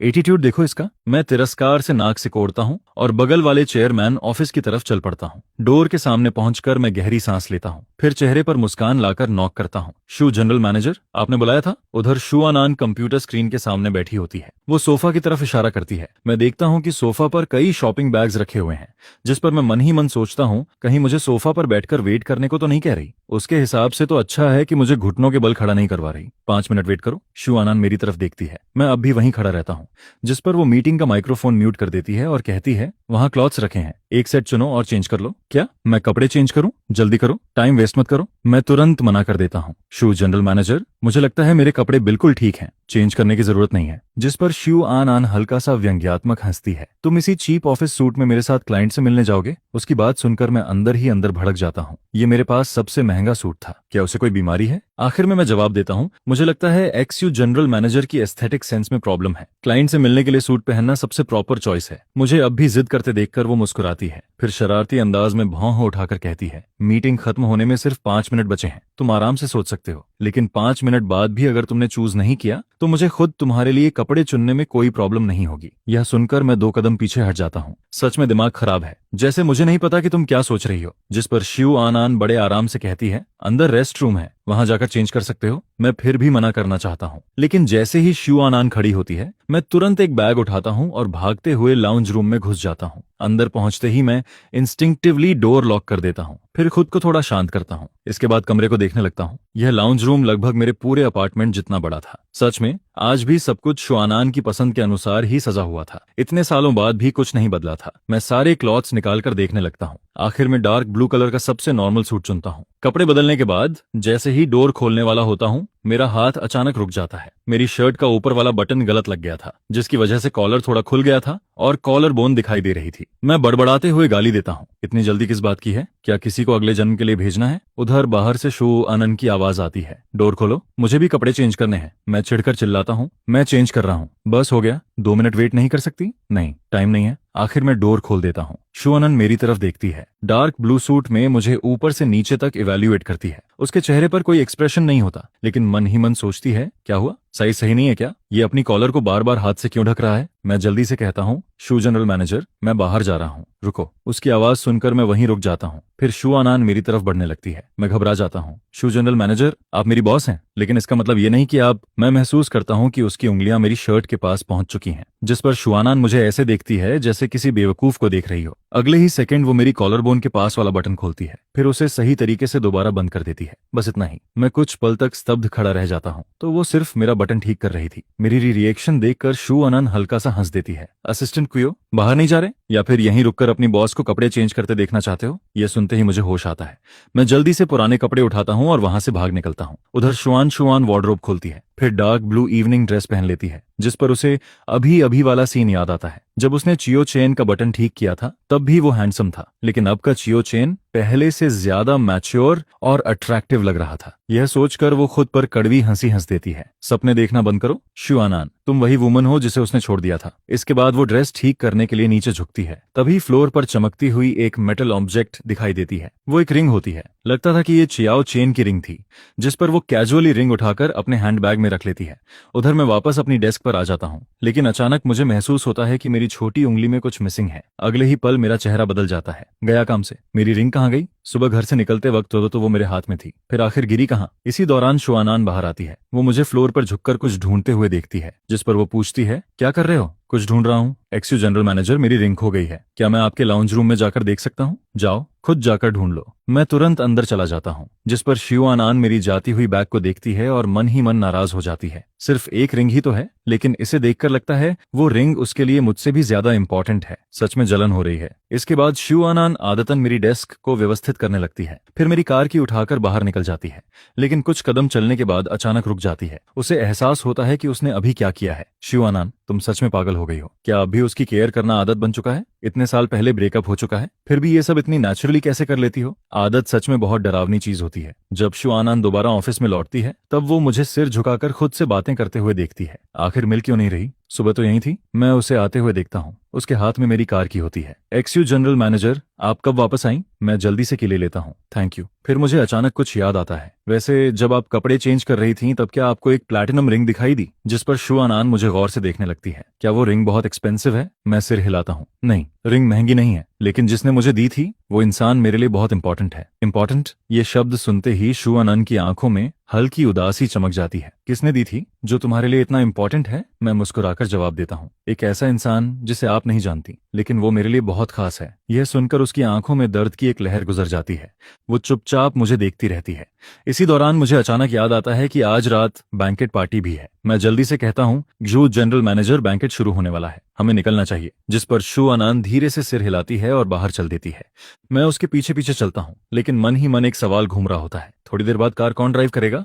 तो आखिर मैं शुआनान की कार चलाकर ले जा रहा हूँ, या फिर मामला आखिर सॉल्व कैसे होने वाला है? एलिवेटर बेसमेंट पार्किंग तक पहुंचता है। जैसे ही मैं बाहर निकलता हूँ, मेरी नजर तुरंत एलिवेटर के पास खड़ी एक काली मर्सिडीज बिजनेस कार पर पड़ती है। ड्राइवर हमें आते हुए देखता है और तुरंत पीछे वाला दरवाजा खोल देता है, जिस पर शुआनान सीधे जाकर कार में बैठ जाती है। मैं वहीं खड़ा रह जाता हूँ और सोचने लगता हूँ कि आखिर मुझे कहाँ बैठना चाहिए। थ्योरी के हिसाब से तो मुझे बॉस के साथ पीछे बैठना चाहिए, ताकि रास्ते में वर्क डिस्कशन हो सके, लेकिन मैं शुआनान के इतने करीब बैठना बिल्कुल नहीं चाहता था। सच में बहुत झंझट थी। शुआनान मुझे वहीं खड़ा देखकर पूछती है, अब वहां खड़े खड़े क्या कर रहे हो? क्या बात है? क्या तुम्हें कार में बैठने के लिए भी मेरा इन्विटेशन चाहिए? यह सुनते ही मैं तुरंत फ्रंट पैसेंजर डोर खोलकर बैठ जाता हूँ, फिर ड्राइवर को शालीनता से ग्रीटिंग देता हूँ। हेलो ब्रदर, मैं चाओ चेन हूँ, चूतों का नया असिस्टेंट। ड्राइवर आदतन पीछे बैठी शुआनान की तरफ देखता है। उसे समझ नहीं आता कि जवाब दे या नहीं, जिस पर शुआनान उसकी नजर महसूस करके सिर उठाती है। कार चलाओ। मुझे क्या देख रहे हो? कोई काम है मुझसे? ड्राइवर समझ जाता है कि उसे कोई खास इंस्ट्रक्शन नहीं मिलने वाली, इसलिए वह मुस्कुराकर मेरी तरफ देखता है। हेलो असिस्टेंट कुयो, मैं शूटोंग का ड्राइवर हूँ। मेरा नाम सॉन्ग जिया है, आप मुझे श्याओ सॉन्ग कह सकते हैं। यह सुनकर मैं हैरान होकर पूछता हूँ, आप शूटोंग के ड्राइवर हैं? तो कल वाले अंकल कहाँ गए? यह सुनते ही शुआनान हमारी बातचीत देखती है और हल्की सी ठंडी सांस भरती है। फिर मन ही मन सोचती है, सच में समझ नहीं आता क्या चेन इतना इजी गोइंग इंसान भी हो सकता है। मेरे सामने तो 2 शब्द बोलना भी पसंद नहीं करता, लेकिन किसी और के सामने मिनटों में फ्रेंडशिप कर लेता है। लगता है मुझे पीछे बैठना ही नहीं चाहिए था। सीधे ड्राइवर सीट पर बैठ जाती और इन दोनों को पीछे बैठकर आराम से बातें करने देती। उधर श्याओ सॉन्ग जवाब देता है, वो मेरे अंकल हैं। आज शूतोंग की कार रिपेयर के लिए गैराज गए हैं, इसलिए आज मैं उनकी जगह आया हूँ। हम दोनों आराम से बातें कर रहे होते हैं, तभी पीछे से शुआनान की हल्की नाराज आवाज आती है। चलना भी है या नहीं, या फिर मैं ही आगे आकर कार चला लूं? तुम दोनों पीछे बैठकर आराम से बातें करते रहना। यह सुनते ही श्याओ सॉन्ग घबरा जाता है। वह तुरंत डोर लॉक का बटन दबाता है। सॉरी शूटोंग, शूटोंग सीट बेल्ट लगा लीजिए, हम निकल रहे हैं। इसके बाद कार चल पड़ती है। मैं और श्याओ सॉन्ग भी बातचीत बंद कर देते हैं। उधर मैं दिमाग पर जोर डालने लगता हूँ कि आखिर वह रिंग कहाँ गिर गई थी।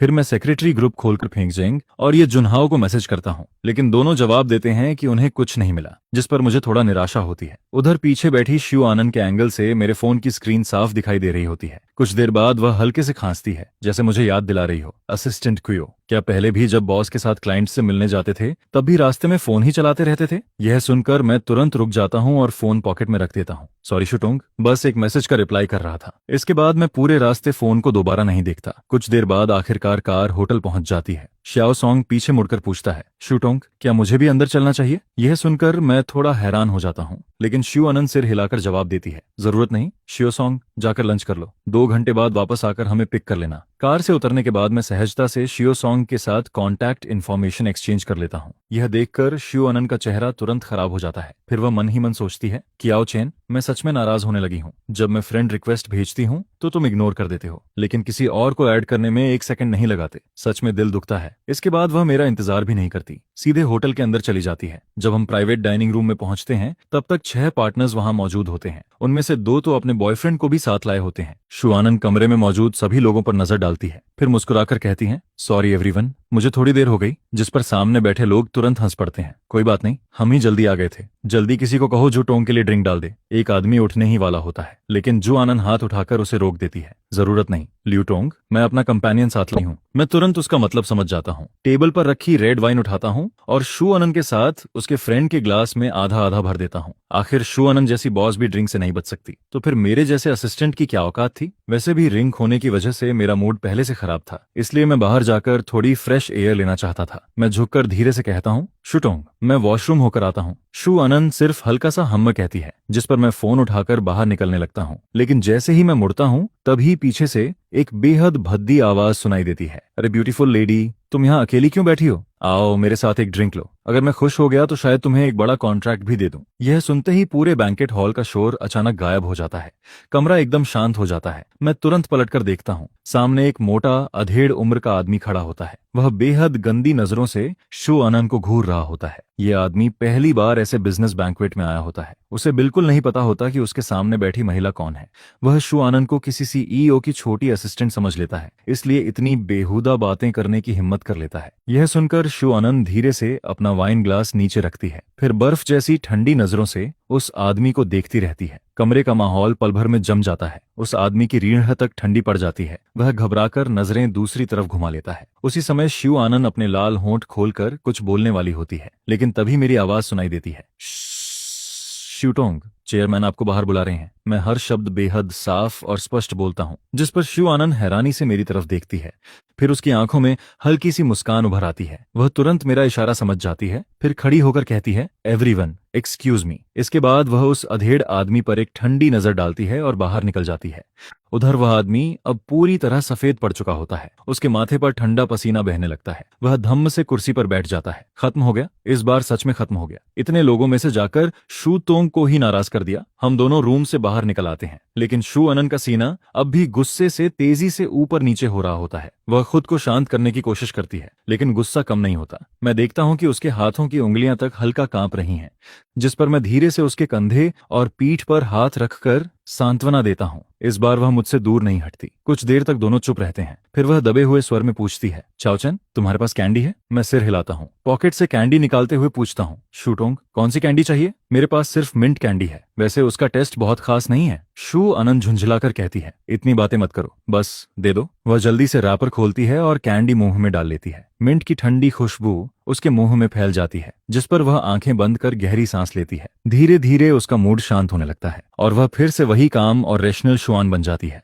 अगर यह को-ऑपरेशन शेन एंड कंपनी के लिए इतना महत्वपूर्ण न होता, और अगर वह पार्टनर्स के सामने अच्छा इंप्रेशन छोड़ना नहीं चाहती होती, अगर नहीं होता तो मैं अब तक उस आदमी को इस पूरी इंडस्ट्री से गायब करवा चुकी होती। जिस पर तभी एक जानी पहचानी, गहरी और शांत मेल वॉइस सुनाई देती है, आनंद, तुम यहाँ कैसे? एक आदमी चलते हुए हुआ आनंद के सामने आ जाता है, जिस पर हुआ आनंद उसकी तरफ देखकर जवाब देती है, क्लाइंट्स के साथ डिनर पार्टी थी और तुम अकेली आई हो? जिसके जवाब में वह कहता है, मैं फोस्टर मदर के साथ डिनर करने आया हूँ। फिर वह आगे कहता है, आनंद, क्या तुम चलकर उनसे हेलो नहीं बोलोगी? जिस पर हुआ अन हाथ हिलाकर मना कर देती है। नहीं, मैं नहीं जाऊंगी, बेवजह सबका मूड खराब हो जाएगा। यह कहकर वह उसके पास से निकलकर आगे बढ़ने लगती है, लेकिन तभी वह आदमी उसे फिर से रोक लेता है। अनान, बहुत समय हो गया है, तुम घर वापस नहीं आई? क्या तुम्हें सच में घर की बिल्कुल याद नहीं आती? जिस पर मैं बगल में खड़ा उस आदमी को ध्यान से देखने लगता हूँ और तभी मुझे याद आता है, अरे ये वही आदमी नहीं है क्या 4 साल पहले जो हुआ अनान के साथ मॉल में वेडिंग ड्रेस ट्राई करने गया था। कोई हैरानी नहीं कि ये इतना जाना पहचाना लग रहा था। उन दोनों की बातें सुनकर मैं धीरे से एक कदम पीछे हट जाता हूँ। क्या मामला है? मैं घर जाकर क्या करूं? वह घर तो कभी मेरा था ही नहीं। जिस पर वह आदमी फिर कहता है, अनहान, 4 साल हो गए हैं। फॉस्टर मदर से गलती हुई थी, लेकिन उसकी बात पूरी होने से पहले ही हुआ आनंद ठंडे स्वर में बोल पड़ती है, थमहंग, तुम खुद को समझते क्या हो? किसने तुम्हें हक दिया कि मेरी जिंदगी में दखल दो? यह कहकर वह उसकी प्रतिक्रिया की बिल्कुल परवाह नहीं करती और सीधे आगे बढ़ जाती है। जिस पर मैं भी जल्दी से कुछ कदम पीछे हट जाता हूँ ताकि उनकी लड़ाई में कहीं मेरा नाम ना आ जाए। लेकिन मेरे दिमाग में सवाल ही सवाल घूमने लगते हैं। आखिर इन दोनों के बीच हुआ क्या था और हुआ आनंद घर क्यों नहीं जाती? ये सब कुछ काफी अजीब लग रहा था। जिस पर मैं सोचता हूँ कि यहाँ ज्यादा देर रुकना ठीक नहीं होगा। बेहतर होगा कि मैं प्राइवेट रूम में वापस जाकर उसका इंतजार करूं। लेकिन जब मैं दरवाजे पर पहुंचकर अंदर का माहौल देखता हूं तो अचानक अंदर जाने का मन ही नहीं करता। जिस पर मैं दरवाजे के पास दीवार से टिककर खड़ा हो जाता हूं और अनजाने में हादसे में हुआ अन के साथ बिताए पुराने दिनों को याद करने लगता हूं। मुझे उसके हंसते वक्त पड़ने वाले डिंपल्स याद आते हैं, उसका क्यूट तरीके से नखरे करना याद आता है, फिर ब्रेकअप वाला दिन याद आता है, उसकी लाल आंखें याद आती हैं जब वह मेरा हाथ पकड़कर मुझे रोक रही थी, और फिर मुझे आज की बॉस हुआ आनंद याद आती है। वही ठंडी, दूर और किसी को पास न आने देने वाली हुआ आनंद। उसकी हर एक शक्ल, हर एक एक्सप्रेशन आज भी मेरे दिमाग में साफ बसा हुआ है, जिसे मैं चाहकर भी कभी नहीं भूल पाता। तभी एक आवाज सुनाई देती है, यहाँ खड़े क्या कर रहे हो? अंदर जाना थोड़ा इनकन्वीनियंट है क्या? जिस पर मैं पलट कर देखता हूँ और सामने हुआ आनंद खड़ी होती है। वह एक बार रूम के अंदर देखती है, फिर मुझसे कहती है, मैं तुम्हारा कोट लेने अंदर जा रही हूँ, तुम जाकर बिल क्लियर कर दो, बाद में हम लॉबी में मिलते हैं। यह कहकर वह इमरजेंसी वर्क का बहाना बनाती है, मेरा कोट उठाती है और तुरंत वहां से निकल जाती है। इसके बाद मैं पेमेंट करके लॉबी के एक कोने में बैठकर उसका इंतजार करने लगता हूँ। तभी मेरी नजर बाहर निकलते हुए लोगों के एक ग्रुप पर पड़ती है और उनके बीच में चल रही महिला को देखते ही मैं पहचान जाता हूँ। वह हुआ आनंद की माँ थी और उसके साथ बात कर रहा आदमी वही थाम हैंग था जिसे हुआ आनंद का फियांस कहा जाता था। खुशकिस्मती से मैं जिस जगह बैठा था वहां से मुझे सब साफ दिखाई दे रहा था, वरना शायद मैं उन्हें नोटिस भी नहीं कर पाता। उधर हुआ अनन मेरा कोट लेकर बाहर निकलती है, लेकिन बाहर आते ही उसकी माँ से आमना सामना हो जाता है, जिस पर उसकी माँ तुरंत आवाज लगाती है, आनंद। हुआ आनंद के कदम वहीं रुक जाते हैं। फिर उसकी माँ गुस्से से कहती है, तुम्हें अभी भी याद है कि मैं तुम्हारी माँ अपने माँ हूँ? देश वापस आ गई लेकिन घर आने की जरूरत तक महसूस नहीं हुई। इतने साल हो गए, तुम्हारा ड्रामा अभी तक खत्म नहीं हुआ? यह सुनकर हुआ आनंद की आंखों में ठंडापन और गहरा हो जाता है। ड्रामा? तो आपकी नजर में पिछले 4 साल सिर्फ मेरा ड्रामा था? लेकिन ठीक है, आप हमेशा से ऐसी ही रही हैं, आपको कभी मेरी परवाह थी ही नहीं। जिस पर उसकी माँ गुस्से से बोलती है, मैं तुम्हारी माँ हूँ हुआ आनंद, मुझसे ऐसे बात करने की हिम्मत कैसे हुई तुम्हारी? जिसके जवाब में हुआ आनंद बिना डरे कहती है, अगर आप मेरी माँ नहीं होती तो आपको लगता है कि मैं सिर्फ घर छोड़कर चली जाती। यह कहकर वह बिना किसी की तरफ देखे आगे बढ़ जाती है, लेकिन तभी उसकी माँ उसके हाथ में पकड़ा कोट देख लेती है, जिस पर वह ऊंची आवाज में चिल्लाती है, हुआ आनंद, वहीं रुक जाओ, अब किस आदमी के साथ घूम रही हो? और हंग को देखकर है तक नहीं कहा, दिन ब दिन तुम्हारी मैनर्स खत्म होती जा रही हैं। जिस पर हुआ आनंद बिना पीछे मुड़े जवाब देती है, इससे आपका कोई लेना देना नहीं है, तो बेहतर होगा कि आप इसमें दखल देना बंद कर दें। यह कहकर वह सीधे होटल से बाहर निकल जाती है, जिस पर थाम हंग उसकी माँ को समझाने की कोशिश करता है, फॉस्टर मदर, आप एन का स्वभाव जानती हैं, उससे नाराज मत होइए। लेकिन उसकी माँ ठंडे स्वर में कहती है, अगर उसे तुम पसंद नहीं हो तो नुकसान उसी का है, आखिर तुम हुआ परिवार के होने वाले दामाद हो। उन लोगों के पूरी तरह चले जाने के बाद ही मैं अपने कोने से बाहर निकलता हूँ, लेकिन अभी भी उनके बीच हुई बातें मेरे दिमाग में घूम रही थीं। आखिर हुआ आनंद ऐसा व्यवहार क्यों कर रही है? क्या वह फैमिली द्वारा तय की गई शादी से खुश नहीं थी? लेकिन अगर खुश नहीं थी तो उसने शादी की ही क्यों? उसकी माँ ने अभी साफ कहा था कि थाम हंग हुआ परिवार का दामाद है। जिस पर मैं जितना सोचता हूँ उतना ही ज्यादा कंफ्यूज्ड होता जाता हूँ। तभी अचानक मेरा फोन बज उठता है। मैं स्क्रीन की तरफ देखता हूँ और वहाँ एक जाना पहचाना नंबर दिखाई देता है, जिस पर मैं तुरंत कॉल रिसीव कर लेता हूँ। अब क्या कर रहे हो? तुम कहाँ हो? जिसके जवाब में मैं कहता हूँ, मैं अभी आता हूँ। उधर पार्किंग लॉट में हुआ अन अपनी कार के सहारे खड़ी होती है, एक हाथ में मेरा कोट पकड़े हुए और सिर झुकाए किसी गहरी सोच में डूबी हुई दिखाई देती है। तभी उसे मेरे कदमों की आहट सुनाई देती है, जिस पर वह सिर उठाकर पूछती है, कहाँ चले गए थे? मैंने कहा था लॉबी में वेट करना, जिस पर मैं तुरंत बहाना बना देता हूँ। अभी एक फोन कॉल आ गई थी। वह बस हल्का सा सिर हिलाती है, फिर कार में बैठ जाती है। लेकिन जब वह देखती है कि मैं अभी भी बाहर खड़ा हूं तो अजीब नजरों से मुझे देखती है। कार में बैठोगे नहीं या फिर जॉब नहीं करनी?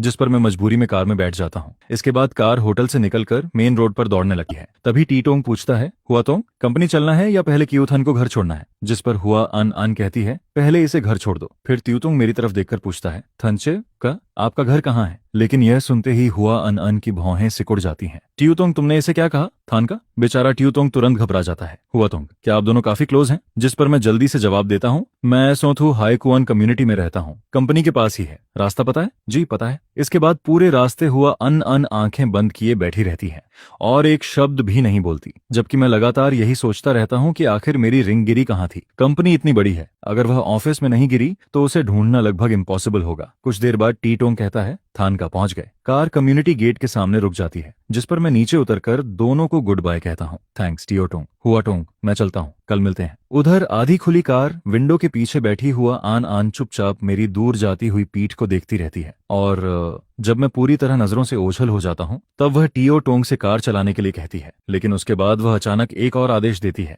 जाकर पता करो इस कम्युनिटी की बिल्डिंग 16 फ्लोर 8 में कोई अपार्टमेंट खाली है या नहीं। रेंट पर मिले या खरीदना पड़े कोई फर्क नहीं पड़ता, आधे महीने के अंदर यह काम पूरा होना चाहिए। जिस पर टियो टोंग हैरानी से पूछता है, हुआ टोंग, आप यहाँ रहने वाली हैं? क्यों, कोई प्रॉब्लम है? नहीं, बिल्कुल नहीं, बस एक बात समझ नहीं आई, जरूरी फ्लोर 8 और बिल्डिंग 16 ही क्यों है? दूसरी जगह नहीं चल सकती? यह सुनकर हुआ अन अन उसे घूरती है। देश वापस आने के बाद तुम बहुत बोलने लगे हो, जो कहा है वही करो। जी समझ गया। उधर रात में खाली और शांत विला के अंदर हुआ अनंत सोफा पर बैठी होती है। उसके हाथ में वही रिंग होती है जिसे वह उंगलियों के बीच घुमाते हुए देख रही होती है। बस एक सस्ती सी रिंग है, इतना गरीब गिफ्ट भी कोई देता है क्या? ज्यादा देर देखो तो गंदी तक लगने लगती है। यह कहते हुए वह रिंग को सीधे डस्टबिन में फेंक देती है, लेकिन अगले ही पल उसके चेहरे पर एक अजीब सा एक्सप्रेशन आ जाता है। अगर थान देख ले कि उसकी रिंग डस्टबिन में पड़ी है तो शायद वह मुझसे लड़ पड़े। इसके बाद वह ऊपर जाकर नहाती है, फिर नीचे लौटकर एक गिलास पानी भरती है और काफी देर तक डस्टबिन को घूरती रहती है। आखिरकार वह धीरे से झुकती है और डस्टबिन के अंदर से वही रिंग दोबारा उठाकर अपनी हथेली में रख लेती है। और जैसे ही मैं घर के अंदर कदम रखता हूँ, टिया चॉप बिजली की तरह दौड़कर मेरे पास आ जाता है। वह मेरे पैरों के चारों तरफ घूमता है, पूंछ हिलाता है और लगातार मुझसे लिपटने की कोशिश करता है। जिस पर मैं थके हुए अंदाज में अपना कोट दरवाजे के पास लगे हैंगर पर टांगता हूँ, फिर झुककर टिया चॉप को अपनी बाहों में उठा लेता हूँ। सॉरी बेटा, आज फिर देर हो गई। इसके बाद मैं उसके खाने और पानी की तरफ नजर डालता हूँ। सुबह ऑफिस जाने से पहले मैं उसे खाते हुए देख चुका था, तभी चैन से निकला था। फिर मैं उसे गोद में लेकर सोफा पर बैठ जाता हूँ। मैंने घर की बड़ी लाइट नहीं जलाई थी, घर में सिर्फ एक छोटी सेंसर लाइट जल रही थी जिसे मैंने खास तौर पर लगवाया था। मुझे हमेशा डर रहता था कि अगर मैं देर से घर लौटूं तो कहीं टिया चोप अंधेरे में डर न जाए। मैं धीरे धीरे उसके सिर पर हाथ फेरता रहता हूँ, लेकिन दिल में दबा हुआ दर्द अब और नहीं रुक पाता। जिस पर मैं उससे मन की बात करने लगता हूँ। टिया चॉप, अब क्या करूं मैं वो रिंग खो चुका हूँ जो दादी ने मेरे लिए छोड़ी थी। मैं उसे संभाल नहीं पाया, हुआ आनंद को भी संभाल नहीं पाया, यहाँ तक कि माँ की छोड़ी हुई रिंग भी नहीं बचा पाया। मैं सच में बहुत बेकार इंसान हूँ। शायद टिया चोप मेरी उदासी फील कर लेता है, जिस पर वह धीरे से मेरा हाथ चाटने लगता है। मेरा मूड बेहद खराब था, इसलिए मैं बस लगातार उसके सिर पर हाथ फेरता रहता हूँ ताकि खुद को थोड़ा शांत कर सकूं। टिया चॉप, अच्छा हुआ तू मेरे साथ है, वरना मैं भी नहीं जानता कि यह सब कैसे सह पाता। इसके बाद मैं नहाने चला जाता हूँ, लेकिन नहाने के बाद भी मैं उसे घुमाने ले जाना नहीं भूलता। हम दोनों नीचे आते हैं और मैं पास की कन्वीनियंस स्टोर में चला जाता हूँ, जिस पर मैं दुकान वाले से कहता हूँ, एक कैन लेमन ड्रिंक देना। मैं पेमेंट करने के लिए कोड स्कैन करने ही वाला होता हूँ, लेकिन कुछ सेकंड चुप रहने के बाद फिर बोलता हूँ, एक मिनट कैंडी भी दे दीजिए। थैंक यू, आपको तकलीफ दी। दुकान से बाहर निकलने के बाद मैं ड्रिंक पॉकेट में रख लेता हूँ और डॉग लीश अपनी कलाई पर लपेट लेता हूँ। लेकिन तभी मुझे पुराने दिन याद आने लगते हैं। जब भी हुआ आनंद मुझे ये ड्रिंक पीते देखती थी, वह हमेशा क्यूरियस हो जाती थी और हर बार लड़ाई के बाद वह भौहें सिकोड़ कर एक घूंट पीती थी, फिर तुरंत मुंह बनाकर कहती थी, इतना खराब टेस्ट है इसका। जिस पर मैं उसकी शक्ल देखकर हंसी रोक नहीं पाता था। कई बार तो उसे किस करने का मन तक कर जाता था और तब वह शर्माते हुए कहती थी, क्योथान, तुम सच में बहुत बदमाश हो। यह सोचकर मैं लंबी सांस छोड़ता हूँ और खुद को यादों से बाहर निकालता हूँ। अफसोस, अब यह सब सिर्फ यादें बनकर रह गई थीं। अब कुछ भी पहले जैसा नहीं हो सकता था। घर लौटने के बाद मैं टिया चोप की लीश खोल देता हूँ, फिर फर्श पर पैर मोड़कर बैठ जाता हूँ और टीवी ऑन कर देता हूँ। टीवी पर मेरा फेवरेट शो चल रहा था, लेकिन आज मेरा ध्यान बिल्कुल भी वहां नहीं था। जिस पर मैं टिया चॉप का सिर सहलाते हुए धीरे से कहता हूँ, टिया चॉप, आगे चलकर मैं तेरे लिए एक नई माँ ढूंढ दूं क्या? यह सुनकर वह 2 बार भौंकता है, जिस पर मैं हंस पड़ता हूँ। क्या हुआ, तुझे भी पसंद नहीं है? ठीक है, मुझे भी कोई दूसरा पसंद नहीं आएगा। हम दोनों ऐसे ही एक दूसरे का सहारा बनकर जी लेंगे। आज सैटरडे था, इसलिए मुझे ऑफिस नहीं जाना था। सुबह सुबह उठकर मैंने पूरा घर साफ किया। इसके बाद ग्रुप चैट में लोकेशन भेजी और ये तुआन हाओ लोगों को को हॉटपॉट खाने के लिए बुला लिया। सोचा हाउस वार्मिंग पार्टी भी हो जाएगी और घर में थोड़ी रौनक भी आ जाएगी। मैं बाहर निकलते हुए टिया चोप से कहता हूँ, अच्छे बच्चे की तरह घर पर रहना, पापा तेरे लिए स्वादिष्ट खाना खरीद कर लाते हैं। हमारे रेजिडेंशियल एरिया के पास मार्केट भी था और शॉपिंग मॉल भी, जिस पर मैं रास्ते भर बड़बड़ाता हुआ चलता रहता हूँ। हुआ आनंद सच में पागल हो गई है। फालतू में मेरी कार से टकराने की क्या जरूरत थी। अब देखो हर जगह पैदल जाना पड़ रहा है, कितनी परेशानी है। लगता है नई कार खरीदनी ही पड़ेगी। यह कहते हुए मैं ढेर सारे सामान के बैग्स उठाकर वापस घर पहुंचता हूँ, लेकिन जैसे ही सिर उठाकर दरवाजे की तरफ देखता हूँ मैं एकदम रुक जाता हूँ। वहां करीब 30 साल की एक महिला खड़ी थी और उसके पैरों के पास एक बड़ा कार्टन बॉक्स रखा हुआ था, जिस पर मैं हैरानी से बोल पड़ता हूँ, अरे मैन घूवी, आप यहाँ क्या कर रही हैं? मैन घूवी मेरे हाथों से कुछ बैग्स ले लेती है और मुस्कुराकर कहती है, कल मैं होम टाउन गई थी, छोटी मौसी ने कहा था कि तुम्हारे लिए कुछ सामान लेकर आऊं। आज फुर्सत थी तो सीधा ले आई। जिस पर मैं फिंगरप्रिंट से दरवाजा खोलता हूं और कहता हूं, अंदर आइए। शू कैबिनेट में डिस्पोजेबल स्लीपर्स रखे हैं। मैन घूवी बॉक्स लेकर अंदर चली जाती है, लेकिन जैसे ही वह शू कैबिनेट खोलती है उसे एक महिला की इंडोर स्लीपर्स दिखाई देती हैं, जिस पर वह हैरान होकर पूछती है, यहाँ तो विमेन स्लीपर्स भी हैं, मैं इन्हें पहन लूं? मैं तुरंत मना कर देता हूँ, नहीं उन्हें मत छूना, वरना टिया चोप फिर आपको काटने दौड़ पड़ेगा। अरे बाप रे! और जैसे ही उसकी आवाज खत्म होती है टिया चोप कमरे से भागता हुआ बाहर आ जाता है, जिस पर मैन घूवी तुरंत घबरा जाती है। क्यूथान, अपने कुत्ते को संभालो, इतने साल हो गए फिर भी ये मुझे देखकर ऐसा रिएक्ट करता है। मैं कितनी बार कह चुकी हूँ कि मैं इसकी भाभी नहीं तुम्हारी कजन हूँ। उधर मैं किचन में सामान रखते हुए हंस पड़ता हूँ। टिया चोप इधर आओ, काटना नहीं है, गुड बॉय। सच कहें तो मैन घूवी एक फिटनेस कोच थी, लेकिन एक पेट डॉग से इतना डरना वाकई मजेदार लगता था। हालांकि उसकी भी अपनी वजह थी। 3 साल पहले नाना जी के फ्यूनरल में उसने मेरे कजन को बस हल्का सा धक्का दिया था और टिया चोप ने उसे सीधा काट लिया था, जिसकी वजह से उसे रैबिस इंजेक्शन तक लगवाना पड़ा था। जिस पर मैन घूवी फिर शिकायत करती है, ये बेवकूफ कुत्ता आखिर कब समझेगा कि मैं सिर्फ तुम्हारी कजन हूँ, गर्लफ्रेंड नहीं। फिर वह अचानक पूछती है, वैसे छोटी मौसी ने तुम्हें ब्लाइंड डेट पर जाने को कहा था, तुम्हारा क्या प्लान है? जरूरत पड़ी तो मैं भी साथ चलूंगी। जिस पर मैं हंसते हुए कहता हूँ, आप सच में बहुत फ्री रहती हैं। कई बार तो मुझे लगता है कि पिछले जन्म में मैंने आपका कोई कर्ज लिया होगा। वह तुरंत जवाब देती है, तुमने मेरी रेपुटेशन खराब कर रखी है, अब मेरे कोई मेल फ्रेंड्स भी नहीं बचे, सबको लगता है कि मैं उन्हें फंसा लूंगी। जिस पर मैं मुस्कुराकर कहता हूँ, लेकिन आपको तो ये सब एंजॉय करना अच्छा लगता है। तभी डोरबेल बजती है। मैन घूवी जाकर दरवाजा खोलती है। बाहर ये तुआन हाओ खड़ा था, उसके हाथों में खाने के 2 बड़े बैग्स थे। वह हंसते हुए कहता है, हाय ची हुवी, आप भी यहाँ हैं? इसके बाद वह जूते उतारकर अंदर घुसता है और बैग्स नीचे रखकर सीधे टिया चॉप के पास भाग जाता है। टिया चॉप, मैं आ गया, मुझे याद किया था या नहीं? यह देखकर मैं हंसते हुए कहता हूँ, तू भी ना, खाली हाथ आता तो भी चलता, इतना सारा सामान क्यों लाया? जिस पर वह जवाब देता है, अरे खाने पर बुलाओ और मैं खाली हाथ आ जाऊं, ऐसा कैसे हो सकता है? मैं उसे घूर कर पूछता हूँ, वैसे फोंगचिन कहाँ है? अभी तक आया क्यों नहीं? बस पहुंचने ही वाला होगा, ये तुआन हाओ जवाब देता है। फिर उसकी नजर मैन घूवी पर पड़ती है, जो उसके जूते कैबिनेट में रख रही थी। जिस पर वह थोड़ा शर्माते हुए कहता है, ची हुवी, आपको तकलीफ हुई?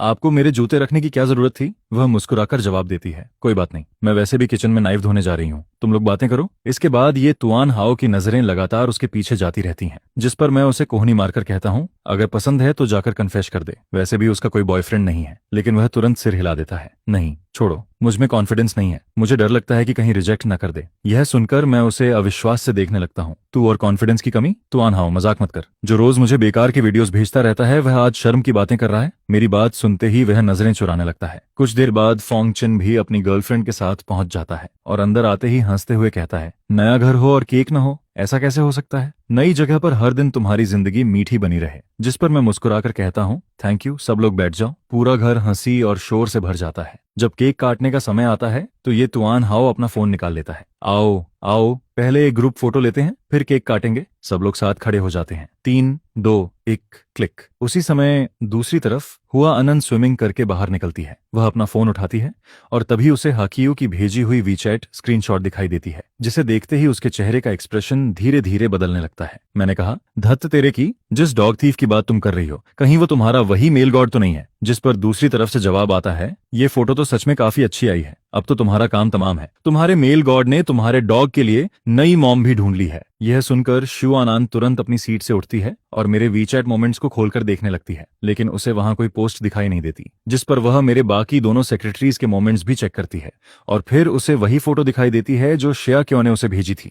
इसके बाद शू आनान तुरंत अपनी दोस्त को कॉल लगाती है और पूछती है, ये फोटो कहाँ से मिली? जिसके जवाब में सामने से आवाज आती है कि आओ चेन के वीचैट मोमेंट्स से। इतना सुनते ही कॉल कट जाती है, जिस पर शिया किया गुस्से में दांत पीसते हुए कहती है, बहुत बढ़िया मेल गॉड, तुम्हारी हिम्मत तो दिन ब दिन बढ़ती जा रही है। वीचैट मोमेंट्स में भी मुझे ब्लॉक करने की हिम्मत कर ली। मेरा डॉग चुराना ही काफी नहीं था, अब उसे दूसरी औरत के साथ फोटो खिंचवाने भी ले गए। बस तुम इंतजार करो। इसके बाद शुआनान फिर एक और कॉल मिलाती है। उधर अपार्टमेंट में मेंग यूवेई मेरी मदद करके सफाई खत्म कर चुकी होती है और जाने की तैयारी कर रही होती है, लेकिन जैसे ही वह दरवाजा खोलती है, बाहर एक पुलिस ऑफिसर खड़ा दिखाई देता है, जिसे देखकर वह एक पल के लिए सन्न रह जाती है। जिस पर मेंग यूवेई पूछती है, हेलो, आप किससे मिलना चाहते हैं? पुलिस ऑफिसर जवाब देता है, हेलो, क्या चियो चेन यहाँ रहते हैं? मैं आगे बढ़कर कहता हूँ, हेलो, मैं ही चियो चेन हूँ, बताइए क्या बात है? जिस पर पुलिस ऑफिसर अपना आईडी कार्ड दिखाते हुए कहता है, हमें एक शिकायत मिली है, किसी ने रिपोर्ट की है कि आपने उसका डॉग चुरा लिया है, इसलिए आपको हमारे साथ पुलिस स्टेशन चलकर बयान देना होगा। यह सुनते ही मुझे समझ आ जाता है कि अब मुझे पुलिस स्टेशन जाना ही पड़ेगा। उसी वक्त मेंग यूवेई हैरान होकर मेरी तरफ देखती है और कहती है, ब्रदर चेन, तुमने डॉग कब चुराया? मुझे तो कुछ पता ही नहीं। ये डॉग तो तुम्हारा अपना नहीं है क्या? लेकिन मैं उसकी बातों को नजरअंदाज करते हुए पुलिस ऑफिसर से पूछता हूँ, ऑफिसर, क्या मैं पूछ सकता हूँ कि शिकायत करने वाली का सरनेम शू है क्या? जिस पर पुलिस ऑफिसर शांत स्वर में कहता है, माफ कीजिए, हम शिकायतकर्ता की जानकारी नहीं बता सकते। मैं सिर हिलाकर कहता हूँ, ठीक है, मैं समझ गया। क्या आप मुझे थोड़ा समय दे सकते हैं ताकि मैं तैयारी करके आपके साथ चल सकूं? जिस पर वे लोग हामी भर देते हैं। इसके बाद मेंग यूवेई आगे बढ़कर कहती है, ऑफिसर, ये डॉग मेरे भाई ने कई सालों से पाला है। सिर्फ इसलिए कि किसी का डॉग खो गया वो इसे चोर नहीं बना सकता। आप लोग पहले जाइए, मैं इसके साथ गवाह के तौर पर आ जाऊंगी। जिस पर पुलिस वाले कहते हैं, ठीक है, लेकिन डॉग को भी साथ लेकर आइए। दरवाजा बंद होने के बाद मेंग यूवेई मेरी तरफ मुड़कर पूछती है, क्या तुम्हारी एक्स गर्लफ्रेंड ने पुलिस बुलाई है? मैं जवाब देता हूँ, लगता तो यही है। जिस पर वह फिर पूछती है, लेकिन ये डॉग तो तुम कॉलेज के समय से पाल रहे हो ना, फिर तुम्हारी एक्स गर्लफ्रेंड क्यों कह रही है कि तुमने उसका डॉग चुराया है? मैं धीरे से कहता हूँ, क्योंकि हम दोनों ने इसे साथ में पाला था। डॉग खरीदने के पैसे उसी ने दिए थे। यह सुनकर मेंग यूवेई मेरे पीछे पीछे चलते हुए पूछती है, तो ब्रेकअप के बाद तुम डॉग को साथ ले गए और उसे पता भी नहीं चला?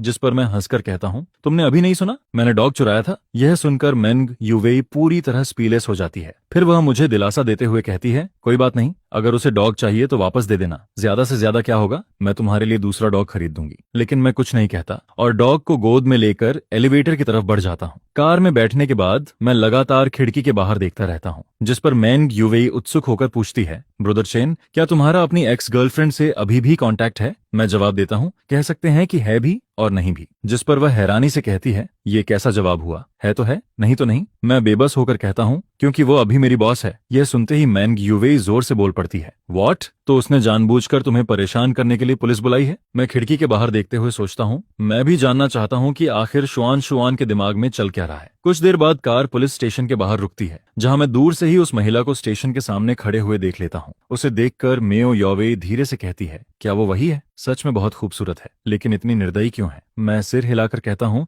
हाँ हाँ वही है। फिर मैं कहता हूँ, सिस्टर यूवेई, आप वापस चली जाइए, बाकी सब मैं संभाल लूंगा। क्योंकि शुआनान मेंग यूवेई को नहीं जानती, लेकिन मेरे लिए उसका पॉजिटिवनेस हमेशा बहुत ज्यादा रहा है। इसलिए मुझे डर था कि कहीं वह मेंग यूवेई को देखकर और नाराज न हो जाए। लेकिन मेंग यूवेई तुरंत मना कर देती है, ऐसा कैसे हो सकता है? मैं तुम्हें यहाँ अकेला छोड़कर नहीं जा सकती। अगर मेरे पेरेंट्स को पता चला तो वो मुझे अच्छी तरह डांटेंगे। जैसे ही मैं कार से उतरता हूँ, मेरी गोद में बैठा लाइटनिंग कुछ फील कर लेता है और बेचैन होकर उछलने लगता है। जिस पर मैं झुंझलाकर कहता हूँ, अभी तो तूने उसे देखा भी नहीं और इतना एक्साइटेड हो गया? लाइटनिंग, तू सच में बड़ा बेवफा निकला। थोड़ी देर बाद तू अपनी मॉम के पास वापस चला जाएगा, फिर शायद कभी अपने डैड से नहीं मिल पाएगा। जब मैं और मेंग यूवेई अंदर पहुंचते हैं, तब शुआनान हमें देखते ही ठंडी हंसी हंसती है और सीधे पुलिस स्टेशन के अंदर चली जाती है। अंदर एक लॉयर पहले से उसके बगल में खड़ा होता है। मैं कुछ बोल पाता उससे पहले मेंग यूवेई का फोन बज उठता है। कॉल खत्म होने के बाद मैं उससे कहता हूँ, आप काम पर जाइए, मैं बाद में टैक्सी लेकर घर चला जाऊंगा। हालांकि मेंग यूवेई जाना नहीं चाहती थी,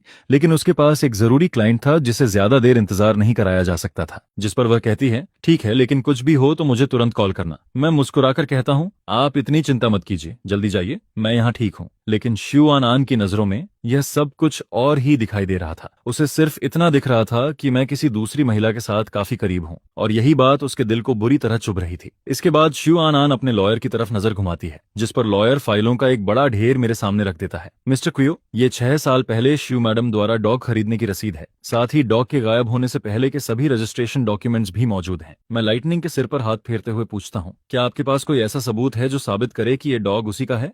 इस ब्रीड के सारे डॉग्स लगभग एक जैसे दिखते हैं। जिस पर लॉयर तुरंत कहता है, डॉग के आगे वाले दाहिने पंजे पर बर्न का एक निशान है। आप चाहें तो अभी चेक कर सकते हैं। यह सुनकर पुलिस वाले भी डॉग के पंजे की जांच करते हैं, लेकिन मैं डॉग को टेबल पर रखते हुए कह देता हूँ, देखने की जरूरत नहीं है, डॉग उसी का है, लेकिन मैंने इसे चुराया नहीं है। उस समय हम रिलेशनशिप में थे। डॉग भले ही उसने खरीदा था, लेकिन इसे हम दोनों ने मिलकर पाला था, इसलिए मेरा इसे साथ ले जाना चोरी नहीं कहलाता। असल में शिवान आन को कभी पता ही नहीं चला कि 4 साल पहले मैं वापस अपार्टमेंट आया था। उस समय वह ब्रेकअप के दर्द में पूरी तरह डूबी हुई थी। ऊपर से डॉग भी गायब हो गया था, इसलिए वह सिर्फ डॉग को ढूंढने में लगी रही और उसे कभी यह ख्याल नहीं आया कि मैं वापस लौट चुका था।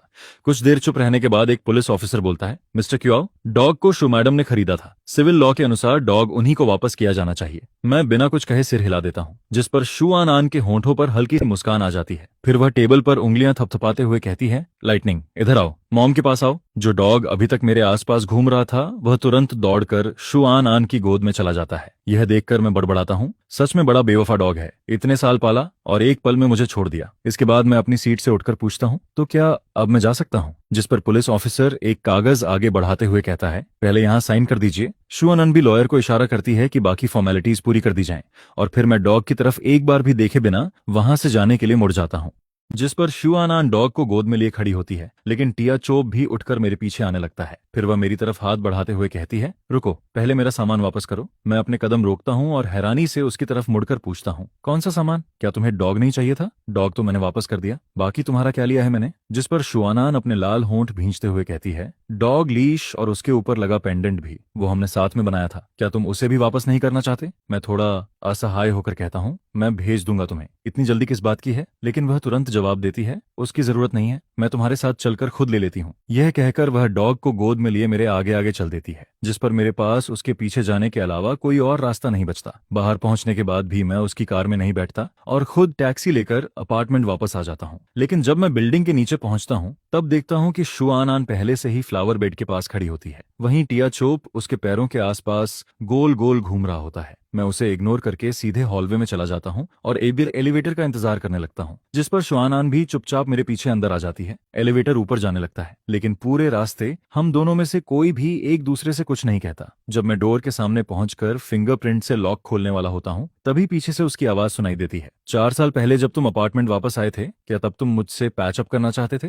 यह सुनकर मैं कुछ पल के लिए चुप रह जाता हूँ, फिर शांत आवाज में कहता हूँ, तुम ज्यादा सोच रही हो, मैं तो बस वहां से गुजर रहा था। लेकिन यह सुनते ही शुआन आन धीरे धीरे मेरी तरफ बढ़ने लगती है, जिस पर मैं पीछे हटता जाता हूँ जब तक कि मेरी पीठ डोर से नहीं टकरा जाती। वह सीधे मेरी आंखों में देखते हुए कहती है, सिर्फ गुजर रहे थे? चाओचन, तुम्हारा मुंह आज भी पहले जैसा ही सख्त है। गुजर रहे थे? फिर एलिवेटर में ऊपर क्यों आए? गुजर रहे थे? फिर टिया चॉप को साथ क्यों ले गए? जब तुम डॉग को लेकर गए थे, तब क्या एक बार भी सोचा था कि मैं दुखी हो जाऊंगी, कि मेरा दिल टूट जाएगा? जिस पर मैं जानबूझकर शांत आवाज में कहता हूँ, लेकिन अब तो डॉग तुम्हें वापस मिल गया है। मेरे इस शांत जवाब को सुनकर शुआन आन का चेहरा गुस्से से लाल हो जाता है और फिर बिना कुछ सोचे वह अचानक पंजों के बल खड़ी होकर मुझे किस कर देती है। उसके गर्म होंठ जैसे ही मेरे होंठों को छूते हैं, मैं उसे तुरंत दूर धकेल देना चाहता हूँ, लेकिन न जाने क्यों मेरे हाथ रुक जाते हैं। दिल में उठती उलझी हुई भावनाओं के बीच मेरा हाथ अनजाने में उसकी कमर पकड़ लेता है और अगले ही पल मैं पैसिव रहने के बजाय किसका जवाब देने लगता हूँ। मेरे मन में सिर्फ एक ही बात घूमती है, शुआन आन, क्या तुम्हें लगता है कि सिर्फ तुम ही दुखी थी? अगर आज तुम खुद मेरे पास चली आई हो तो फिर मैं भी पीछे नहीं हटूंगा। कुछ देर बाद शुआन आन अचानक मेरे होंठ काट लेती है, जिस पर वह शर्म और गुस्से में कहती है, तुमने मुझे जबरदस्ती किस किया? यह सुनकर मैं हंस पड़ता हूँ। यंग मिस, जरा ठीक से याद करो, शुरुआत आखिर किसने की थी? इसके बाद मैं उसे हल्का सा पीछे करता हूँ, डोर खोलता हूँ और सीधे अंदर चला जाता हूँ। मैं यह तक नहीं देखता कि वह बाहर खड़ी है या नहीं। अंदर जाते ही डोर जोर से बंद कर देता हूँ, जिस पर शुआन आन बाहर खड़ी रह जाती है। कुछ सेकंड तक वह वहीं खड़ी मुझे देखती रहती है, फिर गुस्से में पैर पटकते हुए कहती है, चाओचन, तुम सच में बहुत बुरे हो, अब मैं तुम्हें बिल्कुल पसंद नहीं करती। वहीं बगल में खड़ा टिया चॉप अपने पंजों से डोर खुरचने लगता है, जिस पर शुआन आन धीरे से उसके सिर पर हाथ फेरती है, लेकिन कुछ नहीं कहती। कुछ देर बाद डोर दोबारा खुलता है। मेरे हाथों में 2 बड़े बैग्स होते हैं। मैं उन्हें उसकी तरफ बढ़ाते हुए कहता हूँ, जो सामान चाहिए था सब इसमें है, फूड भी है, टॉयज भी हैं। मुझे पता है कि तुम्हारे पास नया सब कुछ खरीदने के लिए पैसे हैं, लेकिन इन चीजों की इसे आदत पड़ चुकी है। जब ये नए घर का आदी हो जाए तब चाहो तो बदल देना। और ये वो क्लॉथ्स हैं जो तुमने मुझे दिए थे, इन्हें भी धोकर रख दिया है। मैं कुछ पल रुककर आगे कहता हूँ, शू प्रेसिडेंट, सामान थोड़ा ज्यादा है, अगर चाहो तो ड्राइवर को बुला लो, अकेले शायद उठा नहीं पाओगी। यह कहते वक्त मेरी आवाज खुद ब खुद भारी हो जाती है। उधर शुआन आन भी अंदर से टूट रही होती है। असल में वह खुद भी नहीं समझ पा रही थी कि आखिर वह किस बात से लड़ रही थी। उसे शुरू से पता था कि डॉग उसी का है, लेकिन जब उसने मुझे किसी दूसरे दूसरी महिला के साथ इतना करीब देखा तब उसके दिल में जलन और बेचैनी भर गई थी। इसलिए उसने यह सब सिर्फ मेरा अटेंशन पाने के लिए किया था।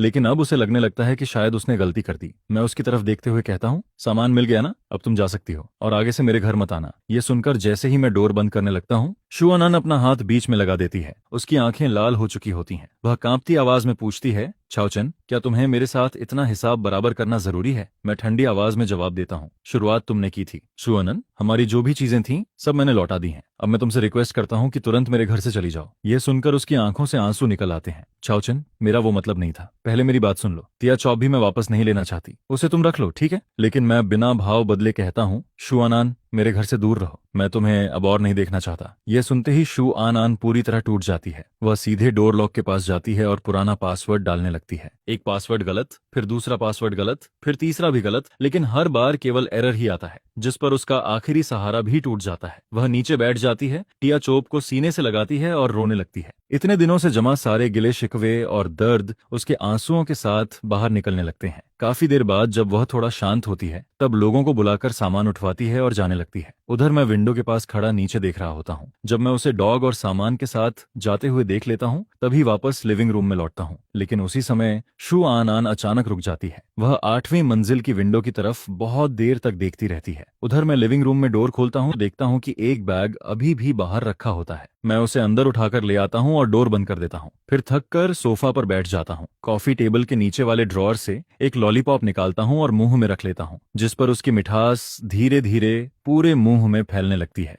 उधर कार में बैठी शुआनन टिया चोप को गोद में लिए होती है। इतने दिनों बाद अपनी मॉम से मिलकर टिया चोप बहुत एक्साइटेड होता है। उसे बिल्कुल एहसास नहीं होता कि वह अपने डैड को खो चुका है, जिस पर शुआनन उसकी तरफ देखकर बड़बड़ाती है, इतना खुश क्यों हो रहा है? तुम्हारे डैड नाराज हो गए हैं? ये सब तुम्हारी वजह से हुआ है, फिर भी तुम इतने खुश हो? अगर टिया चोप बोल सकता तो शायद कहता, मैं तो बस एक हैंडसम और शांत डॉग हूँ, इसमें मेरी क्या गलती है? इसके बाद शुआनन फोन निकालकर क्वियो चेन को मैसेज भेजती है, ब्रोदर चेन, मुझसे गलती हो गई, प्लीज नाराज मत हो, मैं अभी टिया चोप को तुम्हारे डोर के बाहर छोड़कर चली जाऊंगी। लेकिन मैसेज भेजते ही स्क्रीन पर लाल रंग का एक्सक्लेमेशन मार्क दिखाई देता है, जिस पर शुआन आन पूरी तरह सन्न रह जाती है और अगले ही पल और ज्यादा गुस्सा हो जाती है। ठीक है, मैं उसकी एक्स गर्लफ्रेंड हूँ, लेकिन मैं उसकी बॉस भी तो हूँ। छाओचन, तुम्हारी हिम्मत तो आसमान छू रही है, तुमने अपनी बॉस को भी ब्लॉक कर दिया। गुस्से में वह टिया चॉप के गाल खींच देती है। फिर वह ऊपर पिन किए हुए वी चैट अकाउंट को खोलती है, जिसका निकनेम बेबी रखा हुआ होता है। Brother chain, I am sorry. लेकिन जैसे ही मैसेज भेजती है, वहां भी लाल एक्सक्लेमेशन मार्क दिखाई देता है,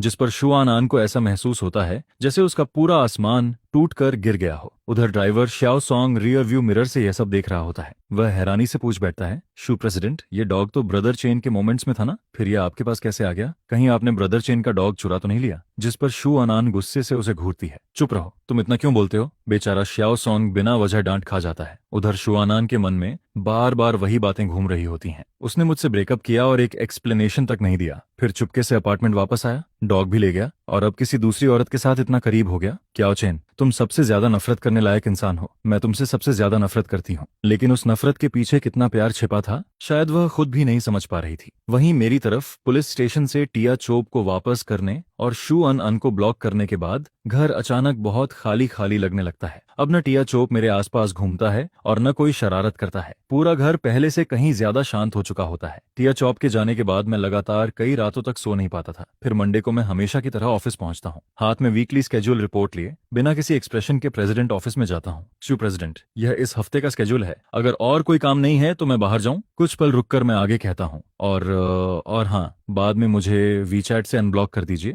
वर्क रिलेटेड बातों के लिए ग्रुप चैट ही काफी है, पर्सनल कांटेक्ट की कोई जरूरत नहीं है। जैसे ही मैं मुड़कर जाने लगता हूँ, पीछे से शुआनन की आवाज सुनाई देती है। टिया चॉप को हमने 4 साल तक साथ में पाला था, क्या तुम सच में उसे इतनी आसानी से छोड़ सकते हो? जिस पर मैं अपने कदम नहीं रोकता, लेकिन दिल में एक अजीब सी कसक उठती है। डॉग भले उसी ने खरीदा था, लेकिन पिछले 4 सालों से उसे खाना खिलाने वाला, उसका साथ निभाने वाला और उसकी देखभाल करने वाला मैं ही था। और 4 साल पहले जब मुझे मजबूर होकर उससे ब्रेकअप करना पड़ा था, उस दर्द की सच्चाई मैं आज तक उसे नहीं बता पाया था। अब उसने जबरदस्ती डॉग वापस ले लिया, वह भी ठीक था, लेकिन अब वही मुझसे पूछ रही थी कि क्या मैं उसे छोड़ सकता हूँ। यह सवाल सीधे मेरे दिल में चुभ गया। मैं बिना कुछ बोले ऑफिस से बाहर निकल जाता हूँ, जिस पर मैन ग्यूवेई मुझे देखते ही हाथ हिलाती है। डॉग चला गया ना, चलो मैं तुम्हें बाहर घुमाने ले चलती हूँ। लेकिन मैं सिर हिलाकर मना कर देता हूँ, नहीं मुझे घर छोड़ दो, और रास्ते में मेरे लिए एक ब्लैक क्रो खरीदने का ऑर्डर भी कर देना। इसी दौरान मेरी नजर सड़क के दूसरी तरफ खड़ी शुआनान पर पड़ती है। वह कार के अंदर बैठी होती है और लगातार हमारी तरफ देख रही होती है। समय ऐसे ही गुजरता है और देखते देखते फ्राइडे आ जाता है। उस दिन शुआनान मुझे फिर अपने ऑफिस में बुलाती है। हेडक्वार्टर्स में कुछ जरूरी काम है, मुझे एक हफ्ते के लिए वहां जाना होगा। ये मेरे घर का एड्रेस है। हर दिन ऑफिस के बाद जाकर टिया चोप को वॉक करवा देना। मेरे होंठ मना करना चाहते थे, लेकिन दिल के अंदर मैं टिया चोप को बहुत मिस कर रहा था। इन दिनों लगभग हर रात मुझे एक ही सपना आता था, 4 साल पहले का वही ब्रेकअप।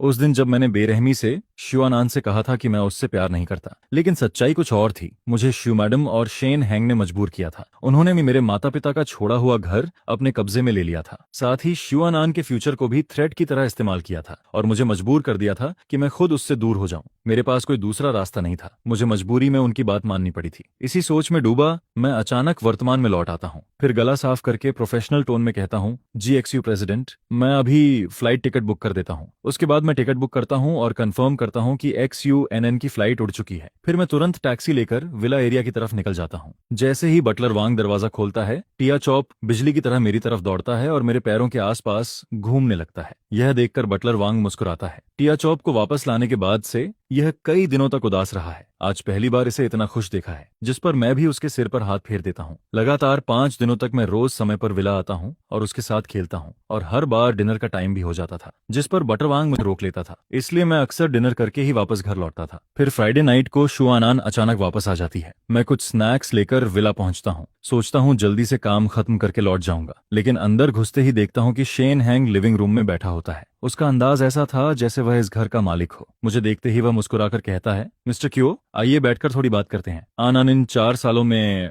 लेकिन मैं उसकी बात बीच में ही काट देता हूँ। जरूरत नहीं है, मैं सिर्फ डॉग को खाना खिलाने आया हूँ, काम खत्म होते ही चला जाऊंगा। यह कहकर मैं जानबूझकर टिया चॉप से भी दूरी बनाता हूँ और सीधे बाहर निकलने लगता हूँ। लेकिन तभी मुझे याद आता है कि कल टिया चॉप का वैक्सीनेशन है, इसलिए मैं वापस मुड़ता हूँ। लेकिन तभी देखता हूँ कि शेन हैंग डॉग को लेकर लेक के किनारे जा रहा होता है। टिया चॉप का जन्म से ही पानी से डरता था। यह देखकर मुझे अजीब सा शक होता है, जिस पर मैं चुपचाप उसके पीछे चल देता हूँ, और अगले ही पल मेरी आंखों के सामने एक ऐसा सीन आता है जिसने मेरा खून खौला दिया। शेन हैंग जानबूझकर लापरवाही का नाटक करता है और सीधे टिया चॉप को बर्फ जैसे ठंडे लेक में धक्का दे देता है। अप्रैल का पानी हड्डियां जमा देने वाला ठंडा था। मैं एक पल भी नहीं सोचता, तुरंत अपना कोट फेंकता हूँ और लेक में छलांग लगा देता हूँ। कुछ सेकंड बाद मैं कांपते हुए टिया चॉप को अपनी बाहों में लेकर बाहर निकलता हूँ। जैसे ही किनारे पहुंचता हूँ, मेरा गुस्सा फट पड़ता है। मैं मुट्ठी बांधकर सीधे शेन हैंग के चेहरे पर पंच मार देता हूँ। 4 साल पहले तुम लोगों ने मुझे एनआन से दूर कर दिया, और अब एक डॉग तक को नहीं छोड़ रहे। शेन हैंग भी पलटकर अटैक करना चाहता है, लेकिन मैं उसकी कलाई पकड़ लेता हूँ। मुझे उससे बहस करने की फुर्सत नहीं थी, क्योंकि टिया चोप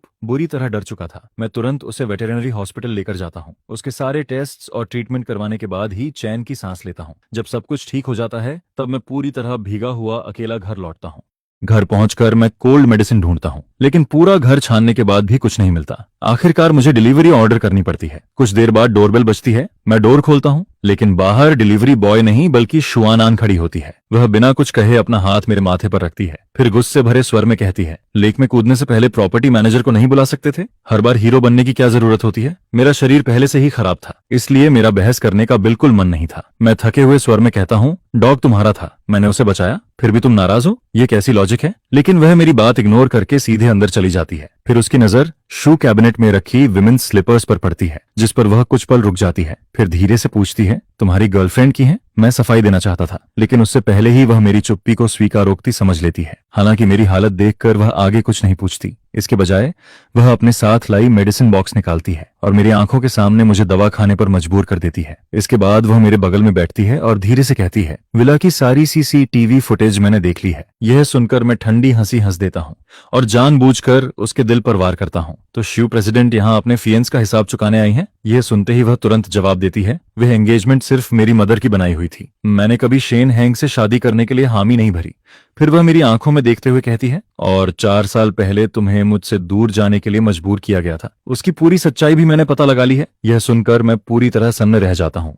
लेकिन अगले ही पल वह अचानक मेरे करीब आ जाती है और मेरे होंठ पर हल्का सा काट लेती है। स्थिति से बचने के लिए मैं तुरंत मैन ग्यूवेई को कॉल लगा देता हूँ। दी, मुझे बुखार है, क्या आप आकर मेरी देखभाल कर सकती हैं? यह सुनते ही श्यू आन आन का चेहरा तुरंत बदल जाता है। उसकी आंखों में जलन साफ दिखाई देने लगती है। जब वह देखती है कि मैं उसकी तरफ देखना तक नहीं चाहता, तो आखिरकार वहां से जाने का फैसला करती है। लेकिन एलिवेटर के पास उसकी मुलाकात मेंग यूवेई से हो जाती है। मेंग यूवेई उसे इग्नोर करके सीधे अंदर चली जाती है और बड़बड़ाती रहती है, फिर से बुखार हो गया, जरूर रात को फिर चादर लात मारकर सोया होगा। यह सुनकर शू अन अन के दिल में और ज्यादा दर्द भर जाता है। उधर विला वापस लौटने के बाद वह अकेले बैठकर ड्रिंक करने लगती है। इसी दौरान शू मैडम का फोन आता है। वह पहले की तरह फिर शेन हैंग से शादी करने का दबाव बनाने लगती है, जिस पर शू आन आन गुस्से में जवाब देती है, 4 साल पहले आपने इनहेरिटेंस का इस्तेमाल करके उसे मुझसे दूर किया था। अब मेरी शादी के फैसले में दखल देने का कोई हक नहीं है, और शेन हैंग ने टिया चॉप के साथ जो किया है उसे मैं बिल्कुल नहीं छोड़ूंगी। उधर मैं सोफा पर बैठकर टीवी देख रहा होता हूँ,